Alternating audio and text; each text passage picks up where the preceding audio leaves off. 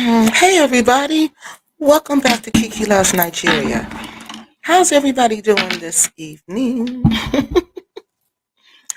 Welcome to Kiki Loves Nigeria. Hey, on this episode of Kiki Loves Nigeria, I want to talk about something that was brought to my attention in the comment section. Okay, somebody had wrote about this story in the comment, and I told them I would look into it and I would do a story about it. So that's what I'm here doing.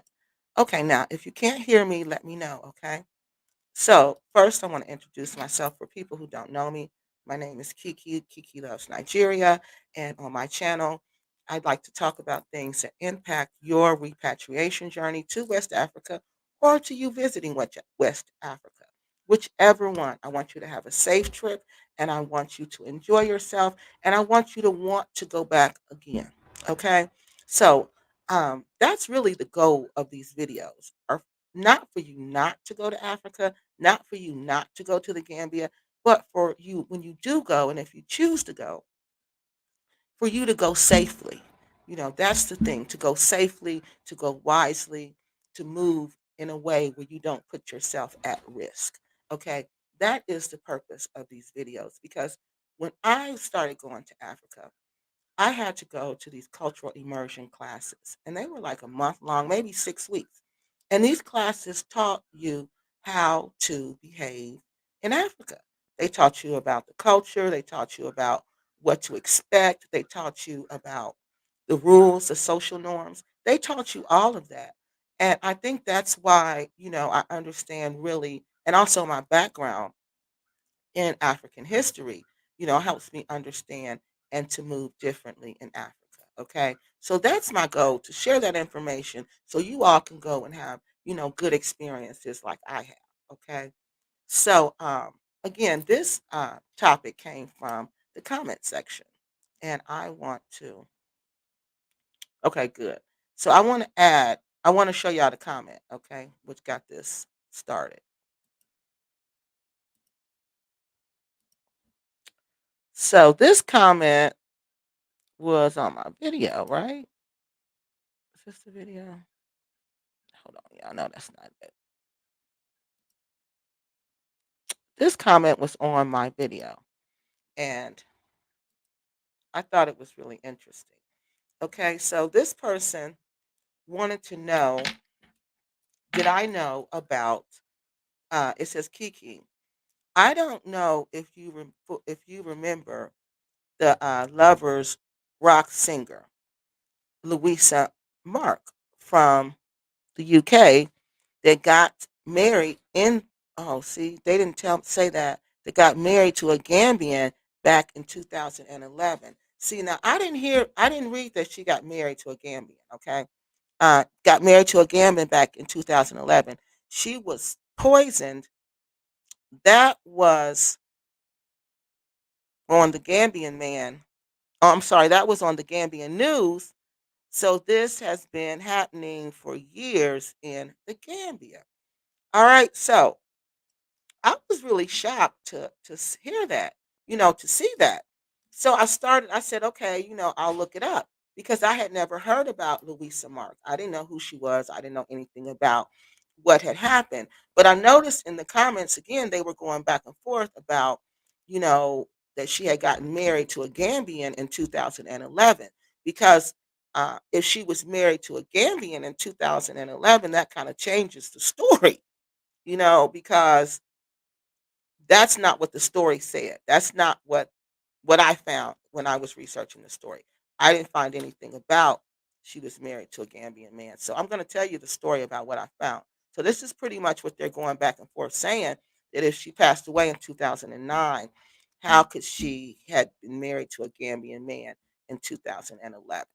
So again, this was where the story came from. All right. So I want to let me see what I want to do next. So I showed you guys the comments. And so I didn't know who Louisa was. I had no idea who she was. Okay. And Louisa Mark. I hope I'm saying her name right. So I was looking and looking and looking. And I could, again, I couldn't find anything. I found a couple of news articles about her, but that was pretty much it. It wasn't really, anything for real, for real. There was no videos on YouTube. There were no abundance of articles. It might have been maybe 2 articles, maybe 3 about her. Wikipedia had the most information about her. I couldn't find anything about her kids. I couldn't find anything out about her family. I couldn't find anything out about her, really her. And I thought that was shocking because this lady contributed a well, let me say what they said. She kind of started this lovers rock movement in the UK. Okay, and I thought that that was strange that the person who started this movement, this musical genre in the UK, who obviously played a tremendous role in it, that there was little to nothing about her, little to nothing about her. So I started looking a little further, and today I found a nice video to give you guys some background about this type of music. Okay, so hold on, let me pull that up because this is really interesting. Because I want you guys to understand how important this lady was, and the fact that there's nothing, little to nothing, and there's no videos about her passing, like none on YouTube at all, none, zero. Okay, so the fact that there's little to nothing about her passing, there's no videos on YouTube about it. I found that odd. I found that, but that's just how it is. Even with the sisters in Ghana, who were unalived in Ghana, 2 sisters. There's little to nothing. There's like 2 articles, maybe 3, about them. I think my video might have been the only video, and that's when I really decided this is, what I was going to do because I felt like people should know these ladies. They should know about these ladies. And like I say, they should know the good and the bad and the ugly about these ladies. I'm not going to pretend, I'm not going to lie. I'm just going to tell you the truth. And the truth is the truth. How people live their lives is how they live their lives. You know, and that's why they always say that dash in the middle of when you are born and when you pass, that's very important because that's what I'm talking about. I'm talking about the dash, what you did in the dash. Okay, I'm filling that in for people. And I'm filling that in with your actions, with the actions of these people. So this lady, Louisa, I'm getting back to her now. Her actions. They don't even talk about her. It's like she's it's very small. So I found a documentary about this Lovers Rock, and it seems to be it's beautiful for one, y'all. I never heard of Lovers Rock. I never heard of this lady, but this is some beautiful music, and it was created by the Black British. The Black British created this music, and I was just like, wow. I was truly impressed because when whenever a people join together and create something, I'm impressed by that. So this music was created by them, and I want you guys to listen. We're going to listen to this documentary again, so we can get an understanding of what I'm talking about. Because if you don't know what I'm talking about, you're not going to understand how important this is, and the fact that nobody's really talking about this. That's the part that's shocking. But it's been the case for all of these women until lately. You see that now people want to get on board and start talking about it. But when it was going down, I'm sorry, y'all. When it was happening, they weren't talking about it. Nobody was talking about it. So, but it doesn't matter. I talked about it. That's all that matters to me. So, what we're going to do now, we're going to look at this video. Okay. And then I'm going to come back to your comments. Let me make sure this is right. Okay. So, hold on. Let me go over here and push play. This is really an interesting video. Oh, I need to say fair use. Okay. Again, the purpose of my channel is to educate people on how to stay safe in Africa, okay, in West Africa, because that's my specialty. So, to stay safe in West Africa, you have to understand West Africa. So, I use these videos to help you understand West Africa, and what can happen to you there. And again, okay, they'll say, well, Kiki, that can happen to you anywhere. Yes, it can. But the purpose of my channel, again, I'm talking about you repatriating to West Africa and traveling to West Africa. So that's what I use other people's videos to help educate you and to help get that message out. So this is one of those videos that I'm going to use to help educate you about this genre of music called Lovers Rock. And this is a really beautiful, type of reggae music. Reggae. What first comes to mind is the roots reggae sound, popularized globally by iconic Jamaican groups like Bob Marley and the Wailers or the Burning Spear. But since that genre evolved from rocksteady in the late 1960s, it spawned offshoots like the juggernaut that is dancehall and the subject of today's video in the delightful Lovers Rock, an addictive and mellow variant Yeah. that combined American soul with rocksteady and reggae bass lines, which was the first subgenre of reggae to emerge outside of Jamaica when it was created in Great Britain in the mid-1970s.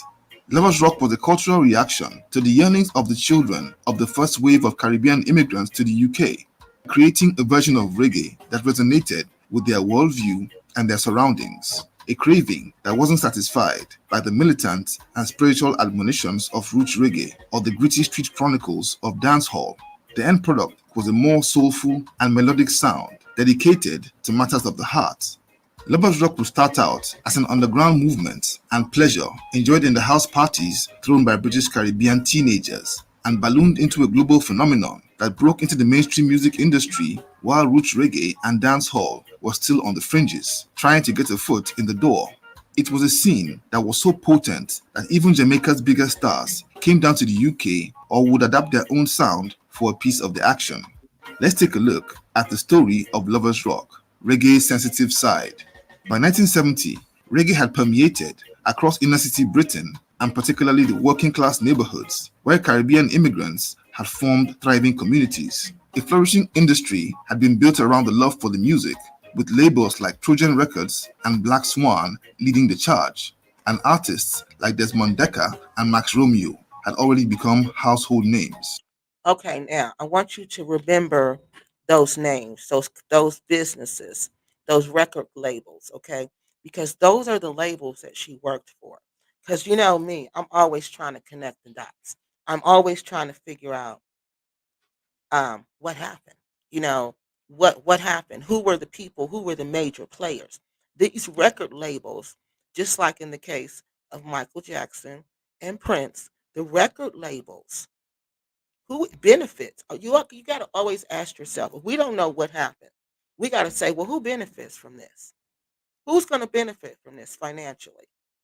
Because this lady, I haven't gotten to how important she was. Okay, this lady Louisa was extremely important to this music. This music, and she was only 15. Some people say 14, some people say 15, but she was a child when she started singing for this record label. Like who, y'all? Like Michael Jackson. Yeah. So remember all these record labels and these grown people that are involved and how big this music was. So you know if other people are coming down, there's money involved. Okay?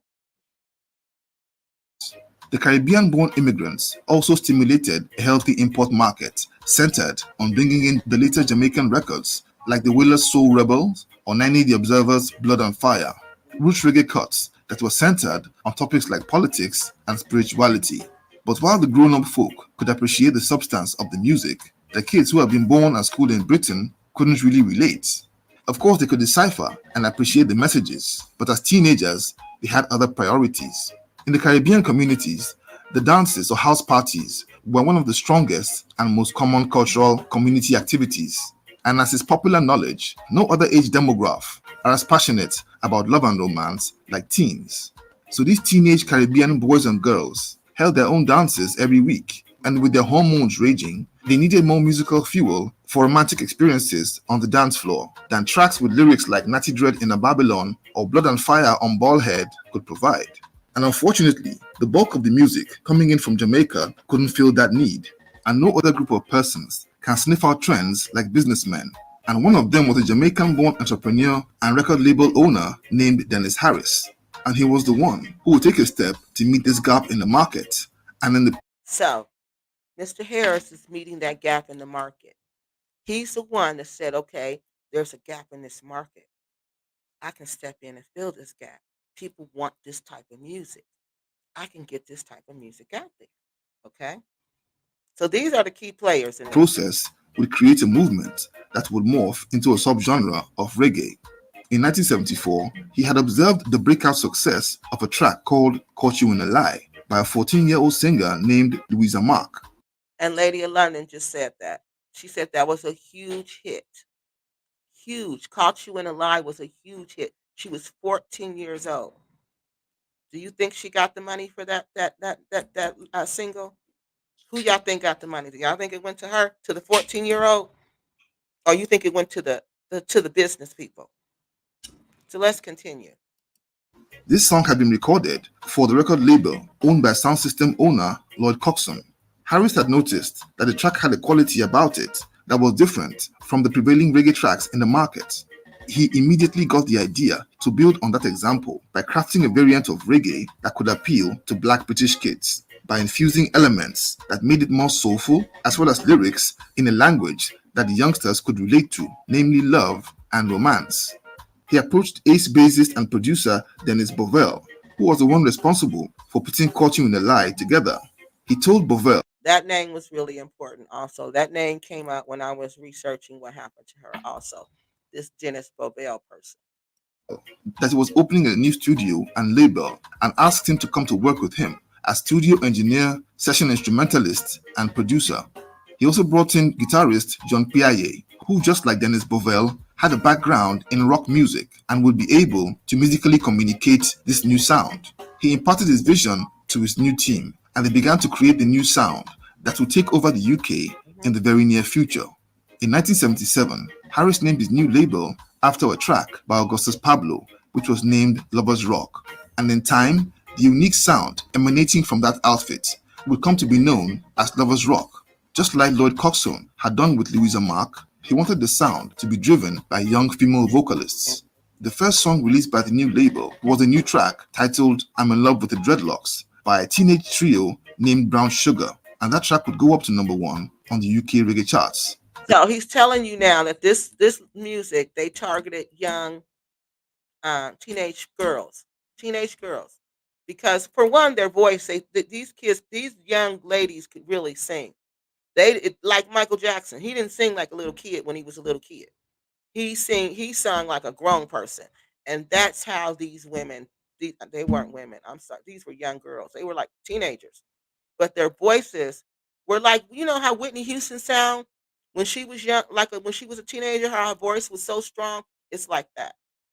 The next two singles, Hello Stranger and Black Pride, also got to #1 on the charts. If you're a web designer, here are 4 Wix Studio. Okay, so hold on, I'm about to skip this. Ron Wheeler would achieve huge success a decade later as a member of the UK group Soul to Soul. Brown Sugar's success would inspire other producers and labels to also start producing their own roster of Lovers Rock style artists and music. But when the Lovers Rock label released the monster hit Silly Games by Janet Kay in 1979, it was clear that Lovers Rock was no joke. Silly Games would go up to #2 on the British pop charts and the top 10 in many European countries, sending a strong signal to the world that Lovers Rock had broken into the big time, way ahead of roots reggae or dancehall. For close to 20 years, Jamaica had been the source of reggae in the UK, but in those times, the tables had turned. While Rasta culture and themes were dominating Jamaican music, some singers inclined more to love songs were finding the climate a bit difficult to expand the market for the kind of music, and they would begin to gravitate towards Great Britain. The first of these artists to take full advantage of what was growing in the UK was none other than Dennis Brown, who moved to the UK in 1978 and established his record label DEB Records, and his song Money in My Pocket became a hit and reached #14 on the UK charts in 1979. Brown would soon be joined by Gregory Isaacs, Freddie McGregor, and Sugar Minott, all in 1979. Sugar Minott, by early 1980, had recorded a single aptly titled Lovers Rock that became a moderate hit that sold 21,000 copies. The next year, he would follow it up with the smash album Good Thing Going, and the title track Good Thing Going would go up to number 4 on the UK pop charts. The likes of Freddie McGregor would Okay, I think that's all they said about her. They pretty much talked about, and it seemed like after the ladies made this music, check that out, y'all. Y'all see how the young ladies made this lovers rock music just hot and successful, and then look how it switched. After they made it successful, after Silly Games, they put that on the map, and it was sealed. You notice how it changed to men? Started singing it. They started talking about all the men that were singing the songs then. That's one thing that I noticed. but the biggest lovers rock hit in that era Okay. came from veteran singer and bassist Boris Gardner, whose I track understand now. It's no more little young. It's no more Physics, Freddie teenage. McGregor, and Sugar My Not, all in 1979. Sugar My Not, by early 1980, had recorded a single, aptly titled Lovers Rock, that became a moderate hit that sold 21,000 copies. The next year, he would follow it up with the smash album Good Thing Going, and the title track Good Thing Going would go up to number 4 on the UK pop charts. The likes of Freddie McGregor would also score several hits in the UK, and the biggest of these was the track Just Don't Want to Be Lonely, which got up to number 9 on the pop charts. But the biggest lovers rock hit in that era came from veteran singer and bassist Boris Gardner, whose track I Want to Wake Up With You hit number 1 on the UK charts and would stay there for 3 weeks and became the third best-selling single in Britain that year. It also went to number 1 in Australia and number 3 in South Africa. By the 1980s, lovers rock had exploded, with many British artists leading the charge. These new singers included Maxi Priest, John McLean, Bitty McLean, and Peter Honningale. Maxi Priest in particular made history when he became the first and still only reggae artist to bag a number 1 hit in the US when the track Close to You went to the top of the Billboard charts in 1990. However, as the 90s unfolded, lovers rock's dominance began to decline with the rise of digital subgenres like jungle. Reggae producer Neil Fraser, aka Mad Professor, said in a 2011 interview that Jamaican reggae artists took away the shine from UK lovers rock when they began to co-opt it in the 1980s. He named producer Donovan Jermaine as one of the arrowheads of this takeover. And when you think about it, Donovan Jermaine, who was partly based in the UK, moved back to Jamaica, established Penthouse Records, and began putting out amazing. Okay, so we're gonna stop there. So that was one thing that I noticed, that Louisa, she was basically the queen of this music. She was like the person who created this genre. Like, she is like the face of this music and this movement. And I'm just like, where's the information? You know, it should be tons of information, but there's little to no information. Little to no information. And that makes me think, why, people? Why wouldn't there be tons and tons of information about this very important lady to this movement? And this music is not garbage music. This music is love music. This music is not music that leads your kids astray. This is not that type of music. And this isn't like computerized music. You know, this is real people singing music. So let me put this song. Let me show you. I'm gonna play her song. Okay. Now, if this song gets me a copyright thing, I'm gonna have to take it off. Okay.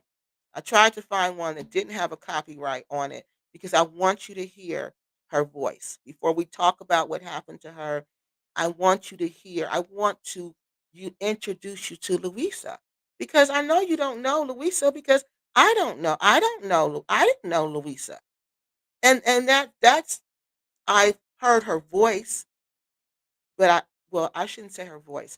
I've heard her style of music. I've heard her genre of music. Okay. And people tend to, the queens tend to be imitated. You know what I mean? And so you can tell these people this is where this music comes from when you hear her. So let me play this for y'all real quick. And then I'm going to go through y'all comments. Let me get this up here. Okay, and then I got a video where you guys can see how she looked before. I guess this was probably the last performance, that she did before she passed away. Okay, so let's look at this one. This is the music. I want y'all to hear. I want you to hear how she sounds. The music.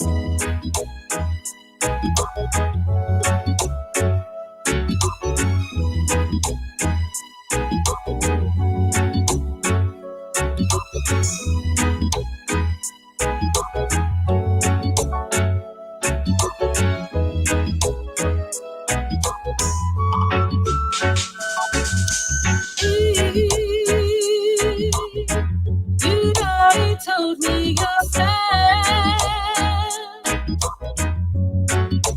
Oh, I heard it from someone else. I know you're happy, and I felt that I know who, and I know where. It's that easy going chick, just stand there. She lives in number 6th Street, yeah. Wow. Okay, we're gonna stop there because I don't want to make you too mad.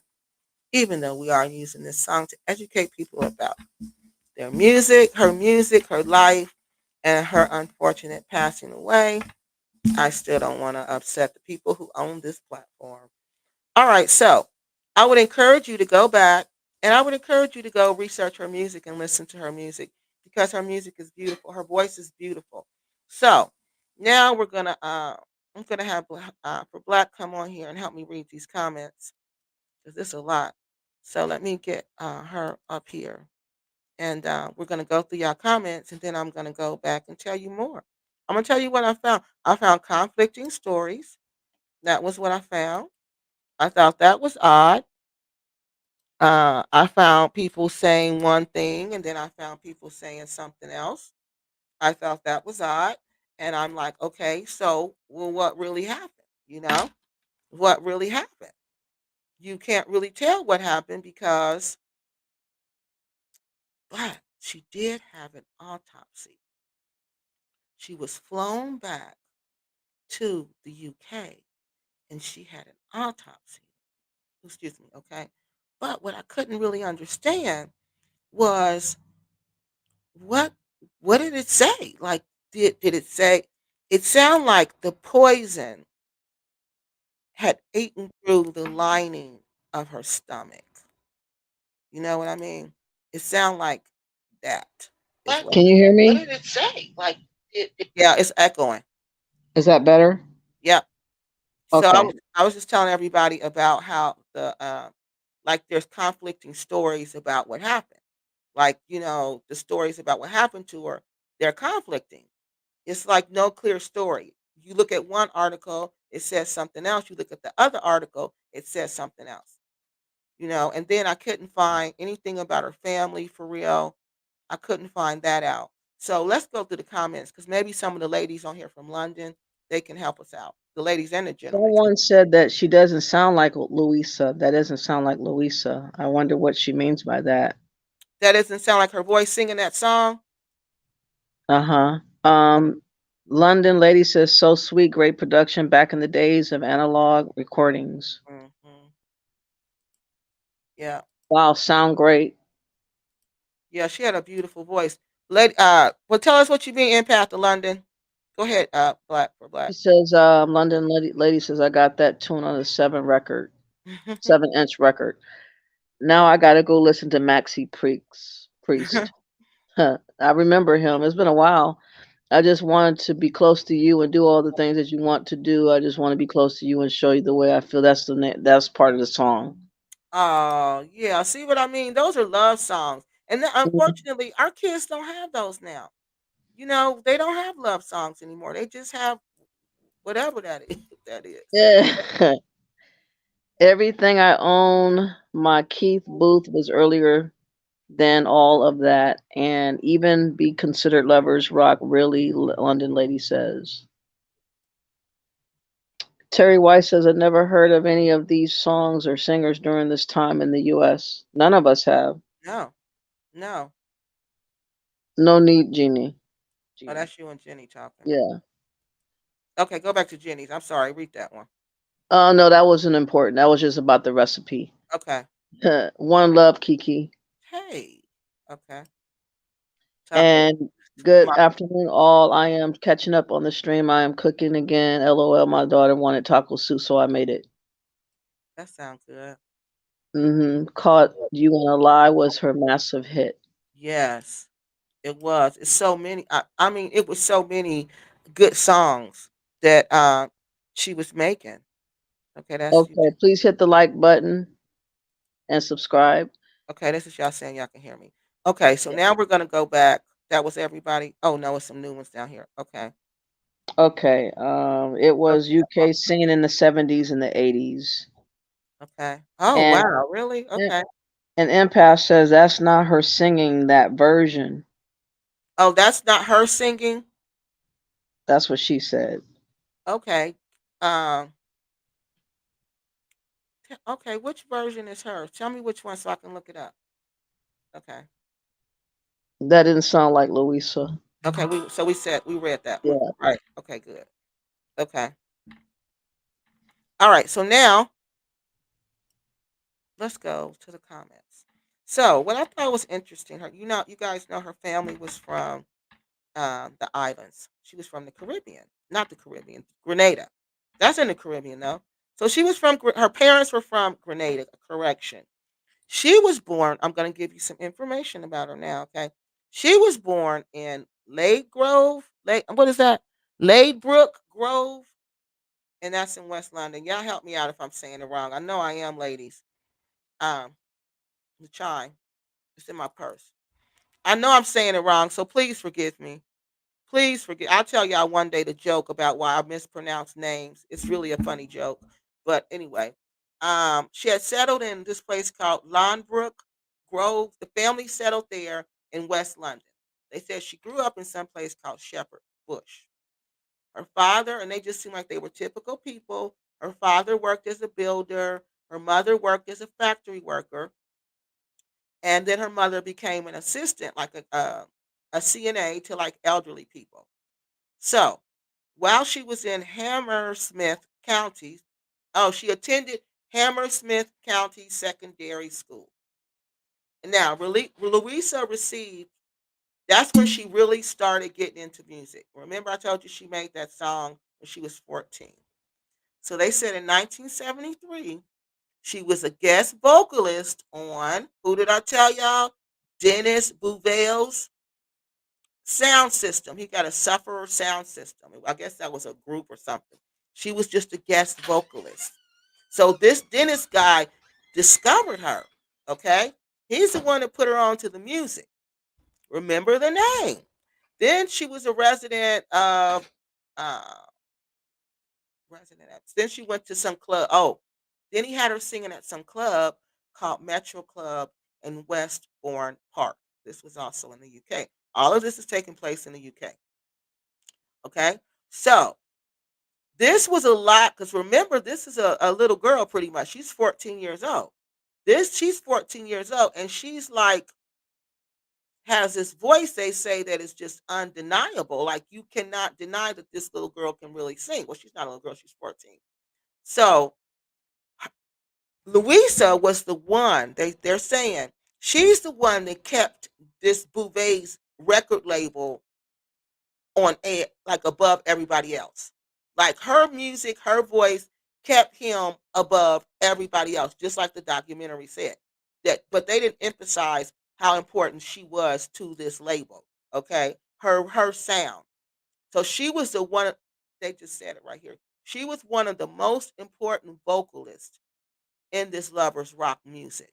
All right, she was very important to this music.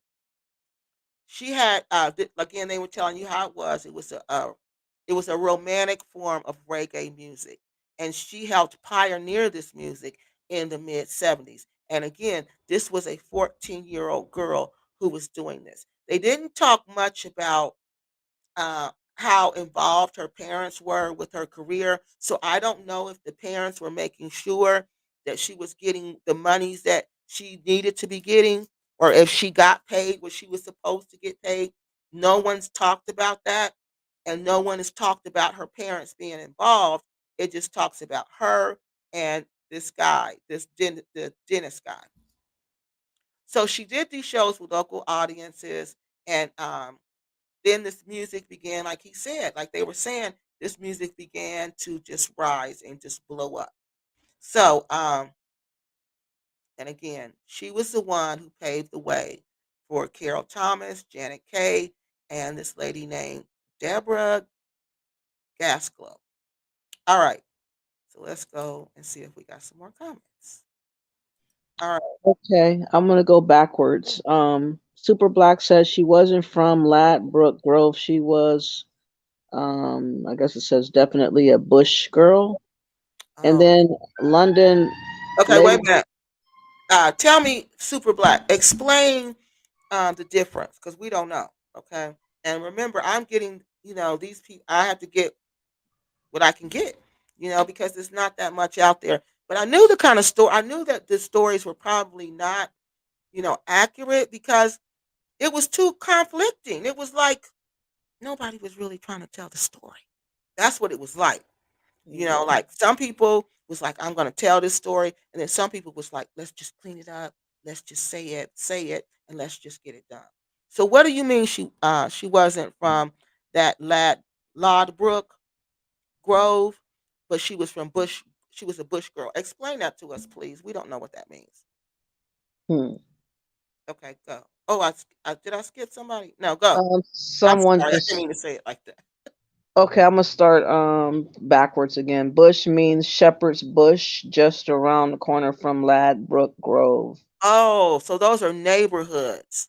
Yeah. Yeah, it's okay. You're right. Oh, y'all are right. That's why I told y'all to help me out because it said she was born in Ladbroke, in the Grove. I'm gonna call it the Grove. Okay, she was born in the Grove, right? But they said she grew up in Shepherd's Bush. I'm sorry. Okay, Mm-hmm. that's what they did. They did say that. Okay, now here, let's Yeah, get. shepherd's bush. Okay. Okay. And then Super Black. I was watching your channel just a couple of days ago, and they snatched it. Okay. Bush means. Oh, I read that. What about this one? You get this one. Shepherd's Bush. Shepherd's Okay. bush. Okay. So we where are we at? Yeah. Super Black right here with Jacquees. Um. Oh, we already read that. Okay. I already read that, and we read those. Okay. There's not any other one. Okay. What about? Okay, Westbrook Park is right next to Ladbroke Grove, walking distance, in fact. Oh, okay. So they're neighborhoods. Okay. Uh-huh. And she was quite a petite lady, an absolute Oh, icon. so she was a small person. She had a small frame. So Mm-hmm. just imagine her at 14. Oh, somebody did say that. They said she was short. She was very little, but her voice was very powerful. They did say that about her. Okay, go ahead for Black. Ladbroke Grove. Yes. Okay, thank you. She Yeah. grew up in Shepherd's Bush area of the London. Yes. And remember that song, Sixth Street, is Yes. from her album Louisa Mark, Empath, London says. Okay. And Miss Pat says I was living in Nasoon at the time, and Lovers Rock was the jam. Many of the musicians who Oh, sang Lovers Rock have died. wow. How did they And die? How did they die? Tell us. You said many of the musicians who sang "Lovers Rock" has died. How? Because they got it, or were they young like her? She was only 49 when she passed away, and she just passed away. If she would have been here, still living, I think they said she would only have been 62. So how old were they? Do you know, Miss Pat, when they passed away? What were their ages and some of their names so I can look for them? Okay, go ahead for Black. Louisa Marks had a much higher pitch than that. So somebody's claiming that that song you played wasn't necessarily her. Maybe it was somebody Oh, else. I I don't don't know. know. That's strange. Okay. It was a UK scene in the 70s and 80s. Hmm. And that's not her singing that version. Okay, we got that. Yeah. Okay, what about this one? I recall when they announced her passing, there was never any suggestion that her death was suspicious. No, exactly. And it seemed like somebody told. Somebody told. I don't know who told. but I don't know. And I'm trying to figure out who told. But she had an autopsy. So the autopsy could have said that because it came from the BBC. The BBC and I got my information from the BBC and from this news source called The Guardian and Wikipedia. Okay. The BBC has a radio station in London. You guys might know about it. And this guy, he announced it on his radio station. Okay. And he said that's what happened to her. So let me finish. So, okay. And again, this was around 1974. And this with Louisa on it, this record label with Mr. Dennis began to blow up, okay? And he began to make a lot of money. So this I thought was also interesting. So she entered a weekly talent contest. She entered a talent contest, right? It was like our version of Star Search, okay? She entered this contest. Do y'all know she won this contest? It's in Dalston, East London, and she won this contest first place, first place for 10 weeks straight in a row. Now just imagine that. 10 weeks straight, she's won this contest first place for her singing. And this Oh, girl is that's probably, awesome. yeah, probably 14 or 15 at that time. Okay. Mm. So now Mr. Dennis is like, this is his star, this is his artist. So this other record label, what's this called? Okay, she worked with this other record label. No, I'm sorry, not a record label. With this other, I guess he might have been a producer, to write this song called Caught You in a Lie, what Lady London was talking about. Caught You in a Lie. And they said this is an old R&B, so this is like R&B, and this sold, look, 10,000 copies in 40 nights. I think that says 40 nights. So in 40 days and 40, I guess this is 40 nights. I think they meant 40 nights because the way they wrote it. So they said this, basically this song was a massive hit. It's like Lady London said. And she made other hits. They said there was another one, All My Loving. And then she said, this is what I thought was strange. After she made all of these hits back to back to back to back, Louisa just stopped singing. She stopped singing. Yeah, she just stopped singing. For a half a year, for 6 months, she stopped singing. And you know what she did? She decided she was going back to school and she was going to finish high school.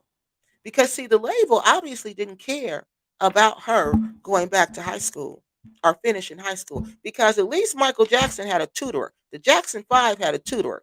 Miss Rose, that was her name. Miss Rose traveled with them everywhere they went. Okay. And Miss Rose tutored them. So they went to school that way. And the older kids actually got to go to high school. But it seems like Louisa had to quit school and do this music at the age of 14. So what grade is she in then? Ninth grade? So then she decides, okay, she has all these hits. And she decides, I'm not going to sing anymore. And for 6 months, she goes back to school and she gets her high school diploma. All right, let's see if there's another comment. Okay. A fortnight is 2 weeks in the UK. Oh, Fortnite. Why do they call it Fort? That's a game here. Thank you. I'm thinking at that like that can't be Fortnite. That's the game the kids play. Maybe I'm looking at this wrong.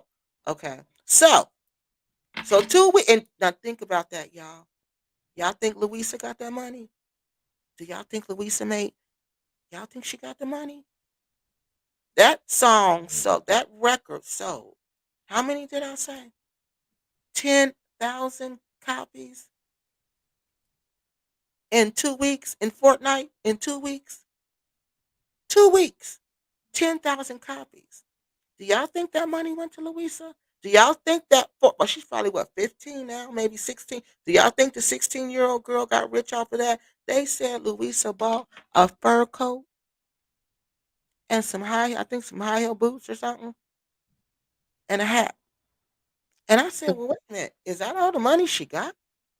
Because that's all they ever said she bought was the fur coat y'all see in this picture and this the hat and some high heel boots. I think they said. So where's the rest of the money? That is that all they gave her? So these are the questions I'm asking while I'm reading the article. Is this all the money they gave her? Because they didn't say she bought a house. They didn't say she was able to get her family a house. They didn't say she was able to buy cars. They didn't even say she was able to live well. None of that. They just said she had a fur coat and a hat. The hat y'all got on, she has on, and that's it. Okay, Dennis Brown was 42 when he died.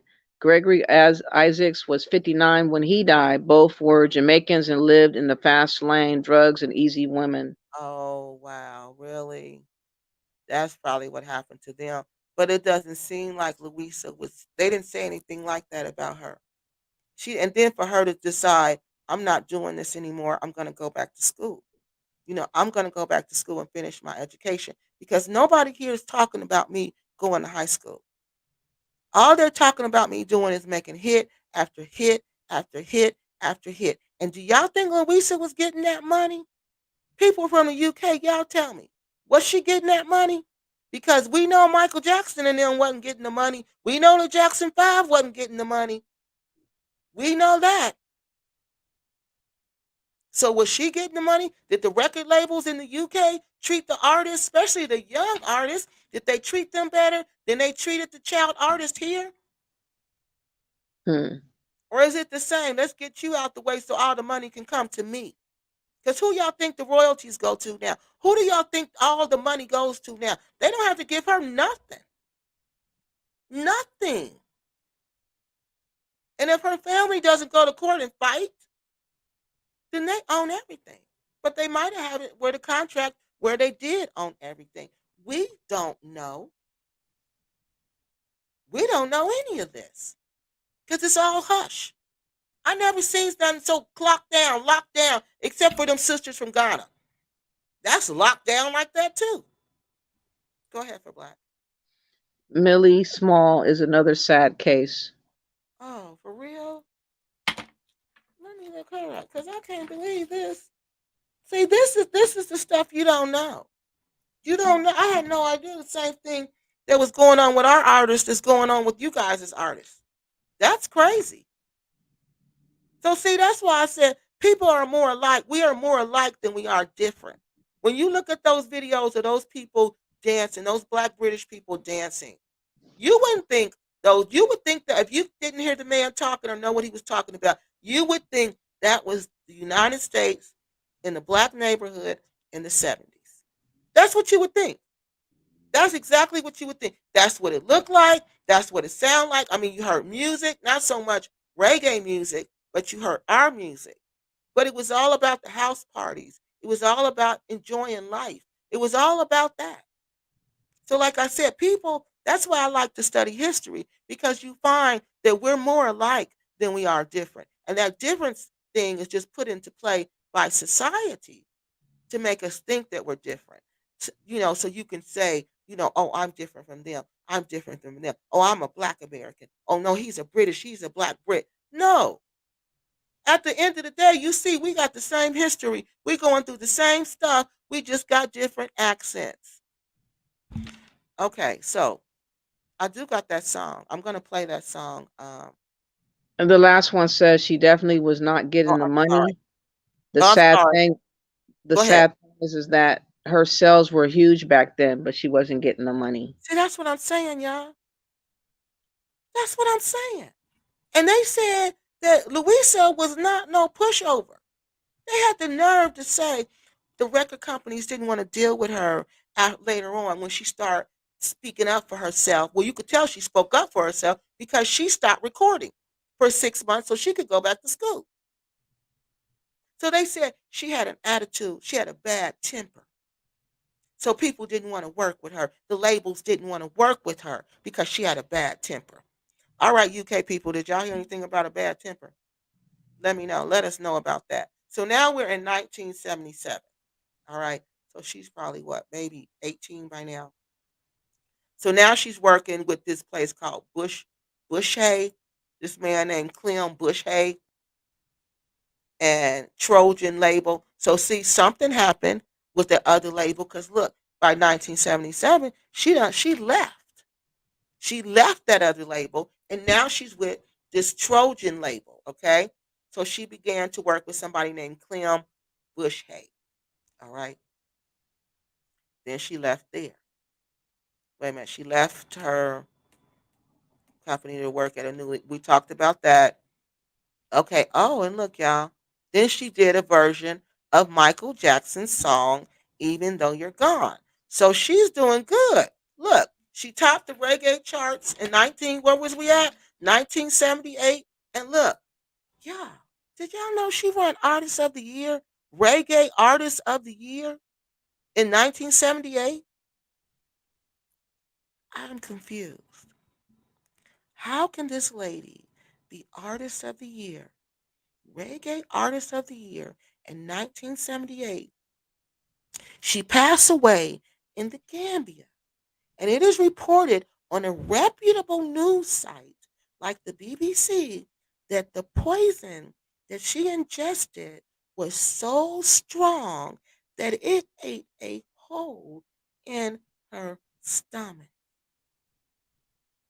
Now, think about that, people.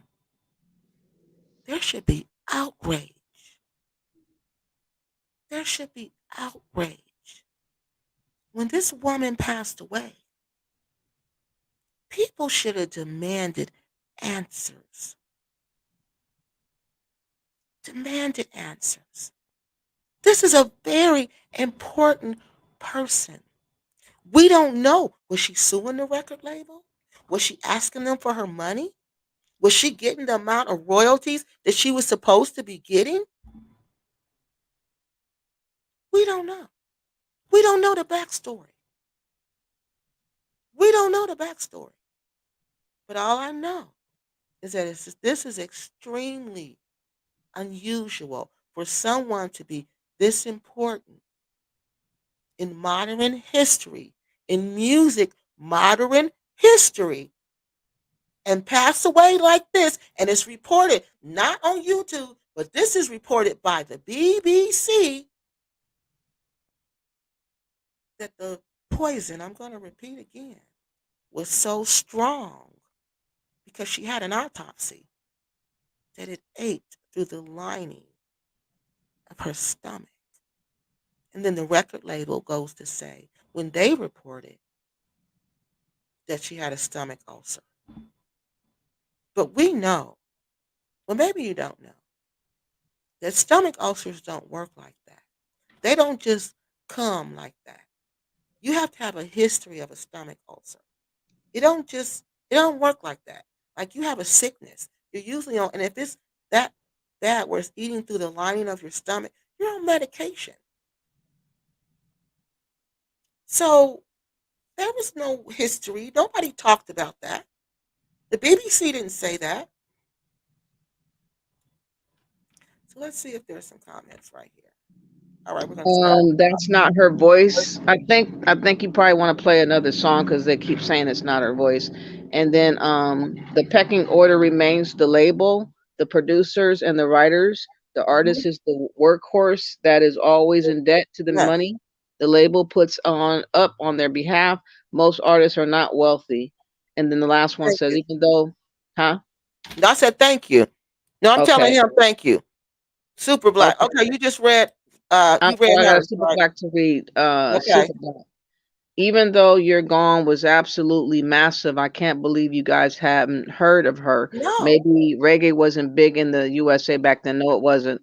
it wasn't. It's still not big like that here. You know how the No, United States is. Come on, super black. We're from America. You know how they are. You think they're going to promote reggae music in the United States? No, they control our own music. we Come like on. old school though. A lot of us like old school. And Most of back them. then they were doing R&B. Like here, but see, to me that lovers rock sound like R&B. It sounded like what my mom was listening to. That's why it was easy for me to like get into it because it was familiar. It had a familiar vibe to it. Okay, let's do this one. Someone says that reggae is big in New York. That they're Oh, pretty sure that they heard the music in New York where reggae is huge. I so never heard it.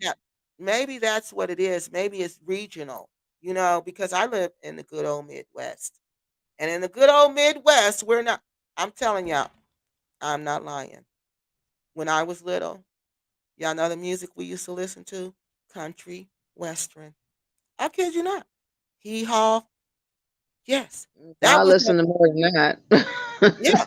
that. That's what that are we didn't get in Dayton, Ohio, African R&B radio station until like the 70s, I believe. And then we started getting R&B music. But before that, you got to remember where I lived. No, we had Oh, that's a Dayton thing then. we had country music. It's a regional thing. It was like the region. I live close to uh, Kentucky, like where I live in Southwest Ohio, where I live like 45 minutes from Kentucky. So it's like a lot of Southern influence. And that music, we weren't getting that type of music. So the fact that they had a diversity, well, I bet they did because you got to remember, New York was it was more diverse than the Midwest. It's always been like that. So they probably were exposed to a lot of reggae music and they may have heard of Louisa. But in the Midwest, my mom was not playing Louisa. I hadn't heard of Louisa until someone mentioned her in the comment section. Did you get this comment for Black? Oh, I didn't see that one. Oh, um, Super Black. I'm pretty sure I heard that her music in the New York where reggae is huge. I read that, and then very big in New York. And Hmm. then that's not her voice. Trust me, I grew up while with listening to Lovers Rock, and her voice is so much sweeter than Okay. that. I'm from Birmingham, England, and that was my generic music of choice in that era. And I just read that. Reggae didn't really hit America until Jamaicans began moving in New York in Yeah. large numbers. It was definitely bigger here in London. Yes, he's right. And then and as they spread, they would spread their culture. You know what I mean? And their music. And then you got exposed to their music more. And then you started seeing people like now you can find Jamaican music. I mean, not Jamaican music. You can find Jamaican restaurants where I live. We used to have Jamaican nightclubs. It spread, but it didn't. Not in the 70s. It was not like that. I remember we And were New York still. is a I'm oh, sorry. I Go ahead. apologize. New York, it has a huge Caribbean community. Because remember, in my city in the 70s, where I'm from, we were still living segregated. Remember, I'm from a place where they had to court order us in the mid 70s to desegregate our schools. We had to, the federal government made us do that. So I didn't grow up in a place that was diverse. Okay, no, I didn't until now where I live at now, which is outside of Dayton. It's very diverse. But when I grew up, no, I didn't. I Like I said, I grew up in a very segregated city where segregation was court ordered by the federal government. Okay, Lovers Rock was a slow jam, and you got to dance with a fine brother. Reggae is Yes, popular in New York because every other person in New York comes from Jamaica. yes, that's what I noticed. I was like, oh, this is the time when you be at the parties and you see the guy that you like, and you've been checking him out all night, and then they put this music on, and that's when you get a chance to dance with him. So that's what this type of music is about. And we used to go to blue parties in the cities in the UK in the 70s and 80s, all night parties, big sound systems in private houses in London, Birmingham, and Manchester. And see, that's what we used to do. We had house parties. They were in basements, and Mm. we would have house parties. They would be so much fun. And they even had rent parties. Now, a rent party is when you needed help paying your rent. So you would have a party, people would pay to come to the party, and you would raise your rent like that. So that was something else we used to do. But those were the good days, y'all. They don't do Mhm. that stuff anymore. So Yeah, now too many guns. yeah. And that's why. That's another reason. So look, this is what happened next. So after the release of People in Love, which was that next year, she retreated again, y'all. She was like, I'm done with this again. I think she knows she's not being treated fairly. I think she knows she's not being respected. I think she knows she's not getting her money because look, another hit and she's gone again. She retreated again from the music scene for another extended period of time. All right. Now we up to the 80s. She comes back in the 80s and she decides she's going to collaborate with the dentist guy again and somebody named Charles. Okay. Again. But she said she was disappointed by the way the album was turning out. See, this is what I think happened before. Like, you know how they don't give artists input? I think as she grew into a woman, she would stand her ground, and I don't think they liked that. I don't think they liked her growing into a woman. I don't think they liked her standing her ground, just like all the other artists that happened here. And I'm gonna keep saying Michael Jackson because that's what it was. Michael Jackson was about to own. I don't even remember. It was over 50% of the shares in Sony Music. They did not want Michael Jackson to own that money. I mean, own the rights to that music. He was gonna own the what is it, y'all? I forgot the name for it, but The it's the masters. yes. He was gonna own the masters and it was like 50 over 50, I can't. It was a massive amount. Michael Jackson was about to own because remember he grew up like Louisa in the music business. He sat around and listened to him talk. So Michael knew you don't make money being an artist, like Super Black said. You're at the bottom. You make money owning the masters. So Michael would gradually buy masters. So he bought the master copies from the Beatles dude, Paul McCartney.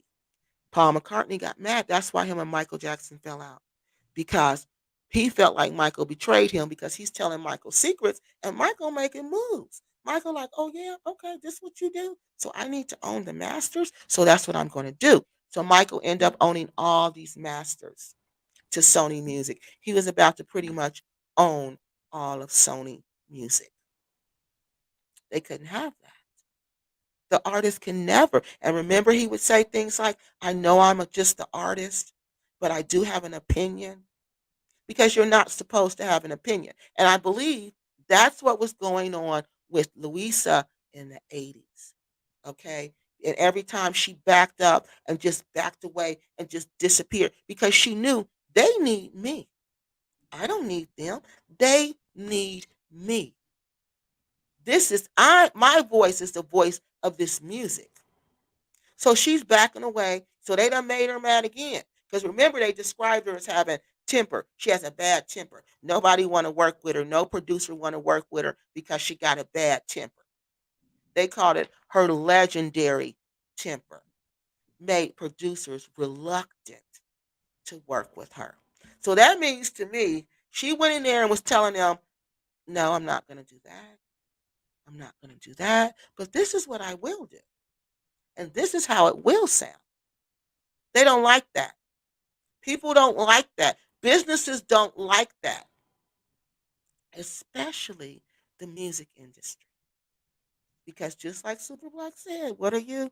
You're just the artist. That's all you are. So this is the 80s. She was working on her album called the Breakout album. That's the picture I got on the thumbnail. Okay? That's the Breakout album. So she decides she don't like just like I told y'all. She was disappointed in the direction that the album was going. All right. So if she's disappointed in the direction the album is going and she's telling them I don't like this, they're not listening to her. So she's like, okay, so I'm done with this. She felt like they rushed to release it. So why do you think they would rush to release it? Money, people. Money. They do it all the time. Money. They don't care if it's perfected. She's been gone for like 6, 7 months. People want to hear from her. We know as soon as we get this album out, we can start making money off of her again. She ain't getting nothing. Bare minimum if she get that. But she probably demanding money. By at this point, I can guarantee you Louisa is demanding money. She's demanding money and she's demanding her creative rights as an artist. She's demanding that she has some creative freedom. So she recorded, and then they said in the 80s, y'all, she just recorded sporadically. So by this time, by the 80s, she was done with them. She was so done. Oh, y'all, this is sad. She was so done with them that she just walked away. They said, and this is what they say. She became, I knew she did. She became wary of the music industry. She became tired of the music industry. She didn't trust the music industry. Remember, she had been doing this since she was 14 years old. So you know when you're a kid, you go into this. This is her dream. She probably was singing since she was a little girl. So she's thinking, oh, I'm gonna, go into the music industry. I'm gonna, have a great time. I'm gonna be a star. I'm gonna get money. And then she gets in it. And what does she see? They're just using me. They're just using me for real. They're using me for what they can get. And then I'm not gonna even get any money. And I don't even have any creative influence. I'm sick of this. I'm done with this. So she was tired of them by the 1980s. And guess what? They were tired of her. So they started putting out, what did I tell y'all they will do when they can't control you? The first thing they're going to do, and this is in propaganda, because when I was at the university, I studied U.S. propaganda. And part of there's steps to propaganda. Okay. One of them, the first thing we're going to do, we're going to smear your name. The smear campaign. So this is what they did. They started saying, "Oh, she has a bad temper. She's difficult to work with. Nobody wants to work with her. So, we don't want to deal with her." So, we're going to stop there and see if there's any more comments. Is there any more comments for Black Queen? Yes. Oh, it is. Okay, I'm going to start at the bottom and Start go with up. Okay. yeah. Yes, I like her music. And Super Black says not in the 70s. They're talking. My husband, he Nigerian Igbo man. I got him listening to song.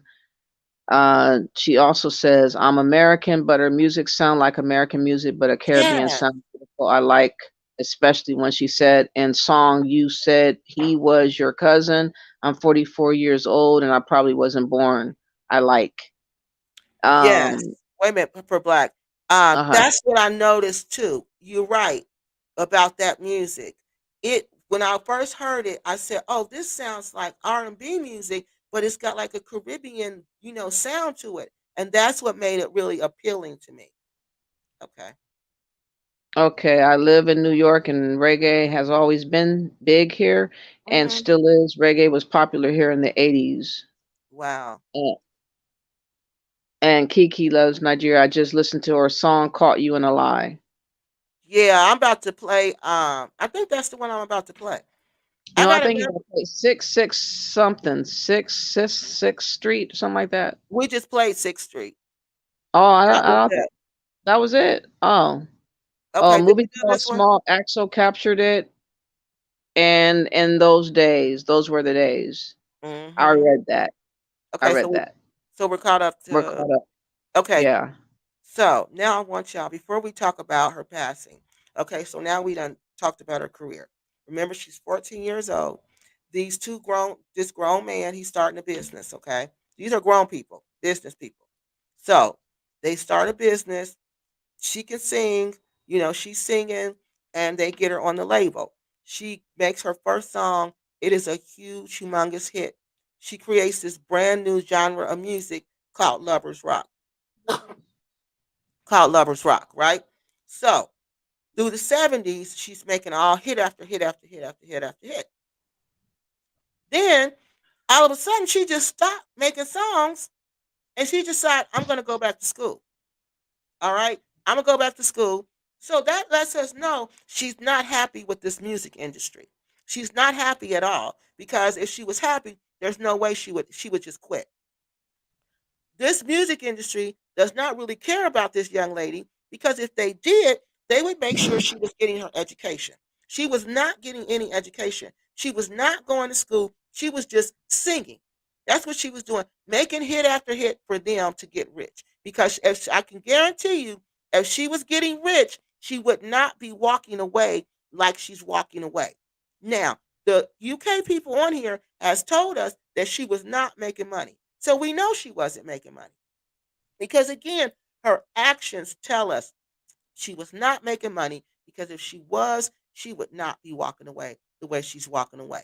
Then she stays gone. She don't just walk away for a couple weeks. She walk away for periods like where time where normal artists would never do that because they know that's the time you're gone long enough where you can be forgotten about.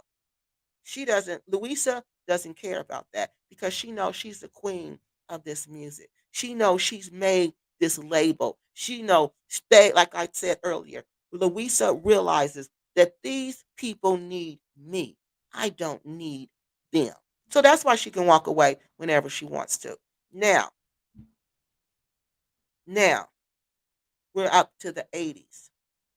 She decides I'm going to go back. They probably talked her into it. You know, they talk a good talk. Oh, come back. You know, everything has changed. We're going to treat you differently. We're going to give you more money. You know, so she liked to sing. She probably liked the whole atmosphere of performing. So she goes back. She goes back. But while she's back, she realized, oh no, these people ain't changed. These people have lied to me. These people are the same as they were when I left. So they want to control the music. They want to rush it out. They want to put it out half done. They don't care what I say. I have no creative input. I'm sick of this. I'm done with this again. And I'm leaving for real this time. So now she leaves. It's 1980. They said she had sporadic hits because remember, they got this album, this breakout album. She's finished the breakout album. So they got that album. They can release it whenever they want to, whether she's there or not. They own the album. Like Michael's, they own the masters. Whoever owns the masters owns the song. That's another reason they didn't like Prince. He owned the masters. People, we're talking about money. We're talking about money because when I read that she was, they somebody gave her some poison. I'm like, why would somebody in the Gambia do that? Why would somebody in the Gambia do that? She was working for a charity. We're going to get to her passing, but the first thing I thought is, what does somebody in the Gambia have to gain from this? I couldn't come up with anything. Somebody said she was married to a Gambian man, but I never read that. I didn't read anything about a husband. I read about kids. I didn't read about a husband, and I looked. I looked. So, from what I can tell, there's no Gambian husband. What would somebody in the Gambia have to gain from this? She was working for a charity, working with the charity, not working for, she was doing charity work. So, why would somebody in the Gambia do that to her? What are they going to benefit from? Who's going to benefit? And if they don't benefit, then that means she's made somebody really angry that they wanted this to happen to her. But again, she's there doing charity work. She's not from there. She's not, we're going to talk about that. Let me get this last comment, then I'm going to go ahead. Feels like jealousy. But yeah, Chantel says I'm dancing to her music, great sound. Yeah, it really is nice. So I'm going to play this. Let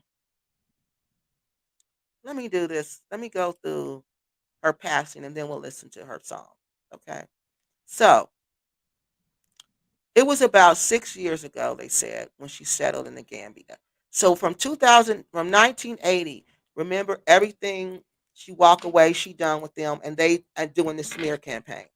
She got a bad temper. No producers want to work with her. It's really we don't. It's really we done with her. She ain't done with us. We done with her. So she like, okay, fine. So in 2003, around 2003, she decides she's going to go to the Gambia.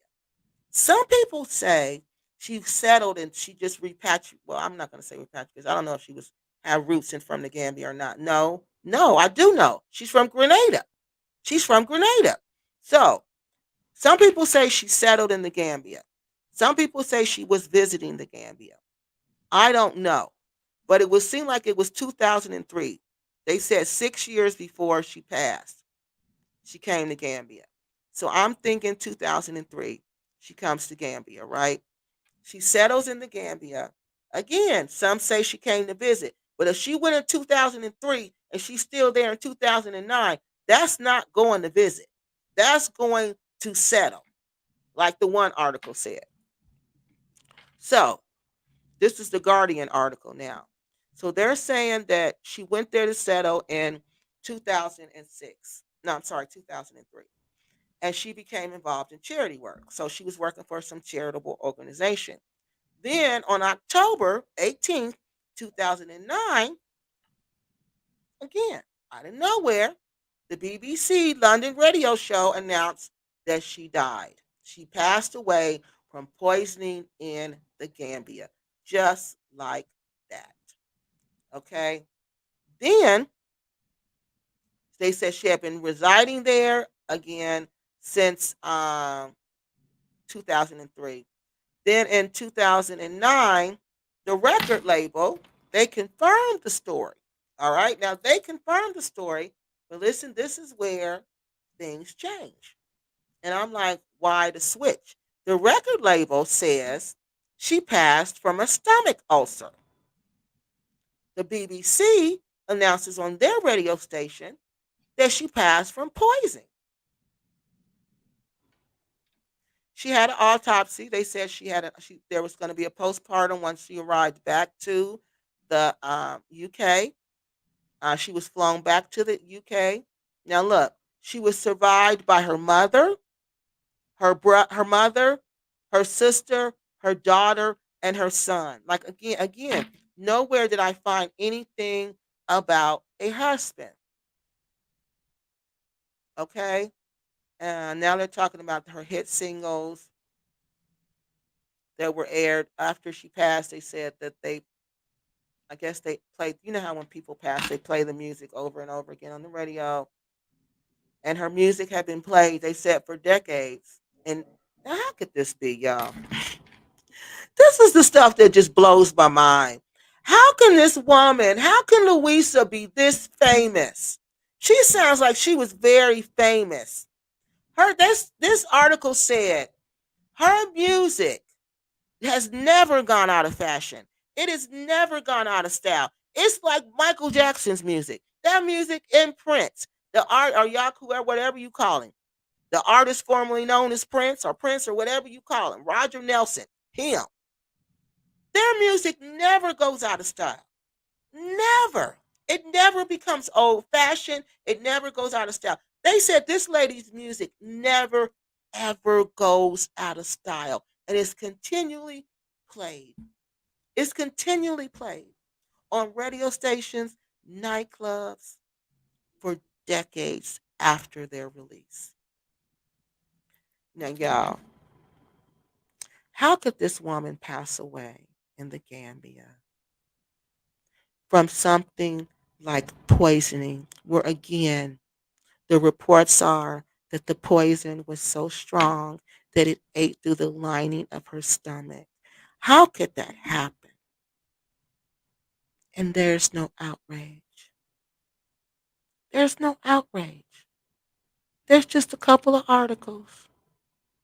The record label didn't even tell the whole story about the passing. The BBC did, but the record label didn't.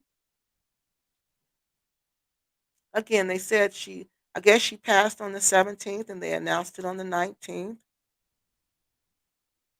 And see, then some people saying, well, they're saying the circumstances surrounding No, the circumstances of her passing were unclear. What does that mean, y'all? The circumstances. They talking about what was happening? Because it can't be unclear if there's been an autopsy. And the autopsy, maybe this particular article was written, before the autopsy came through. No, it says it right here. No, it wasn't. It says it says right here, I think they wanted their talk. Okay.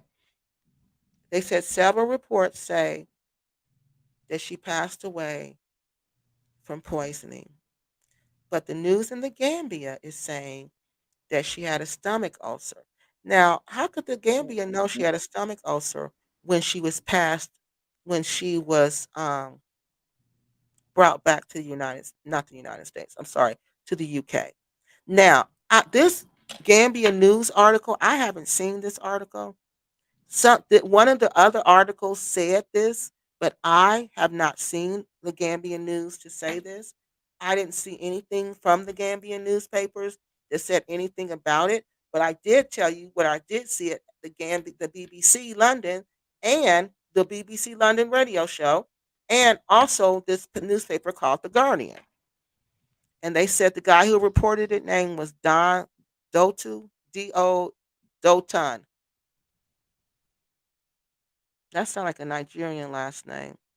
Adebio. So he reported it that she had passed away from poisoning in the Gambia where she had been residing. And again, they confirmed it, and the record label confirmed it, and the record label said that it was just a stomach ulcer. And that's it. That's all they Mm. have about her. That's all you can find about her. There's no videos. There's no YouTube video. This will be the first video about her. Not only first and only video about her. First and only. First and only video about her. And why is that? Why is that? Somebody so important to that movement, to that music. Why? Okay, for Black, you can go. I'm gonna go backwards. Yeah, that's him. I got the Let's first one. let's be honest. It's very, very easy to get food poisoning in the Gambia. It's the same for any tropical country, especially where general hygiene and catering standards are not strictly followed. So you think it was just regular old food poisoning? Regular old food poison Does regular old food poison eat a hole in the lining of your stomach? I don't think so. Because I've had food poisoning in Nigeria. And it's true, their standards are not the same. Their cleanliness standards are not the same. So you can easily get food poisoning. But you can get food poisoning in the United States. I've gotten it in the United States and it ain't no joke here. But my question is, does food poisoning eat through the lining of your stomach where there's an ulcer, a hole? That's what I want to know. But wasn't that the excuse of the Gambians, though? That person, no, the record label said that. Oh, The record label said that. Where the record label got it from, I'm not sure. Then somebody said that the Gambian news said that, but I didn't see that. I didn't see it anywhere that the Gambian newspaper said that.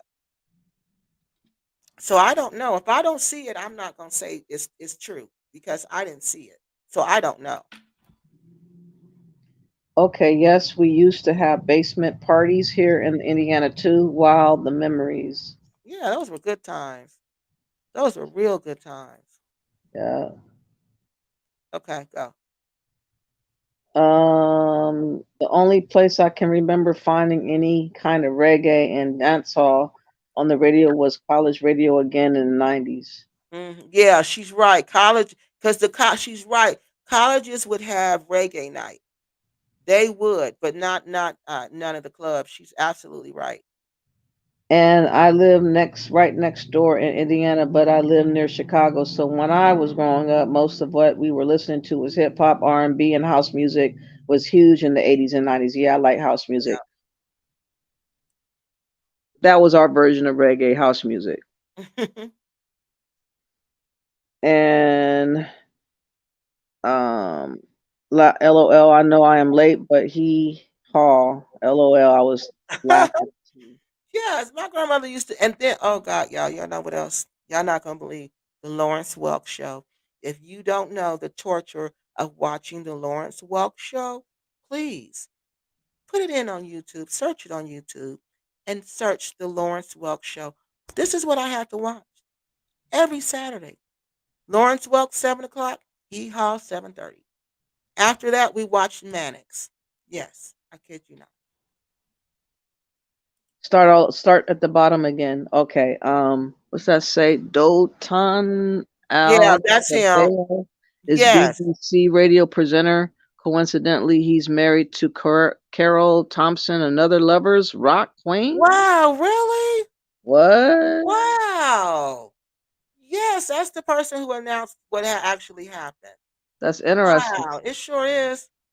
I read that already. Okay, we already read that. Okay. So now I'm gonna put on her song. Y'all tell me if this is her. But this is a video. I know this is her for sure. Because I wanted y'all to see how she looked. She's a pretty lady. She was a very pretty lady. And her music sounds good. Even like how some people don't sound good when they sing live, but she does. So, but if they do me a copyright tag, y'all, I might have to take them out. I read that. I know. I'm looking for the. I'm trying to put up the video of her singing. So Mm. tell me if this is really her, y'all. UK people, tell me if this is her. If only you told me instead. Oh, that I from someone else. I know you're happy, I'm afraid, no, and I know that it's that easy going chick, just down there, living number 6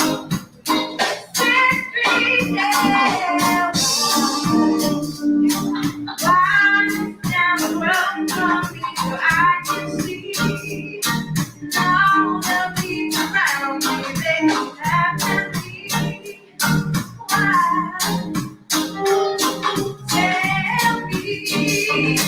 Tell me, baby, tell me why.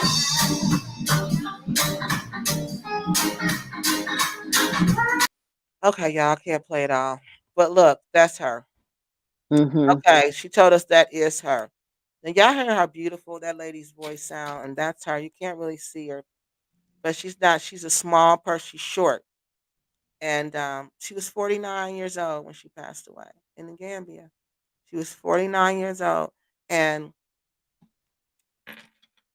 I don't know of any food poisoning that can cause a hole to come in the line to eat through the lining of your stomach, people.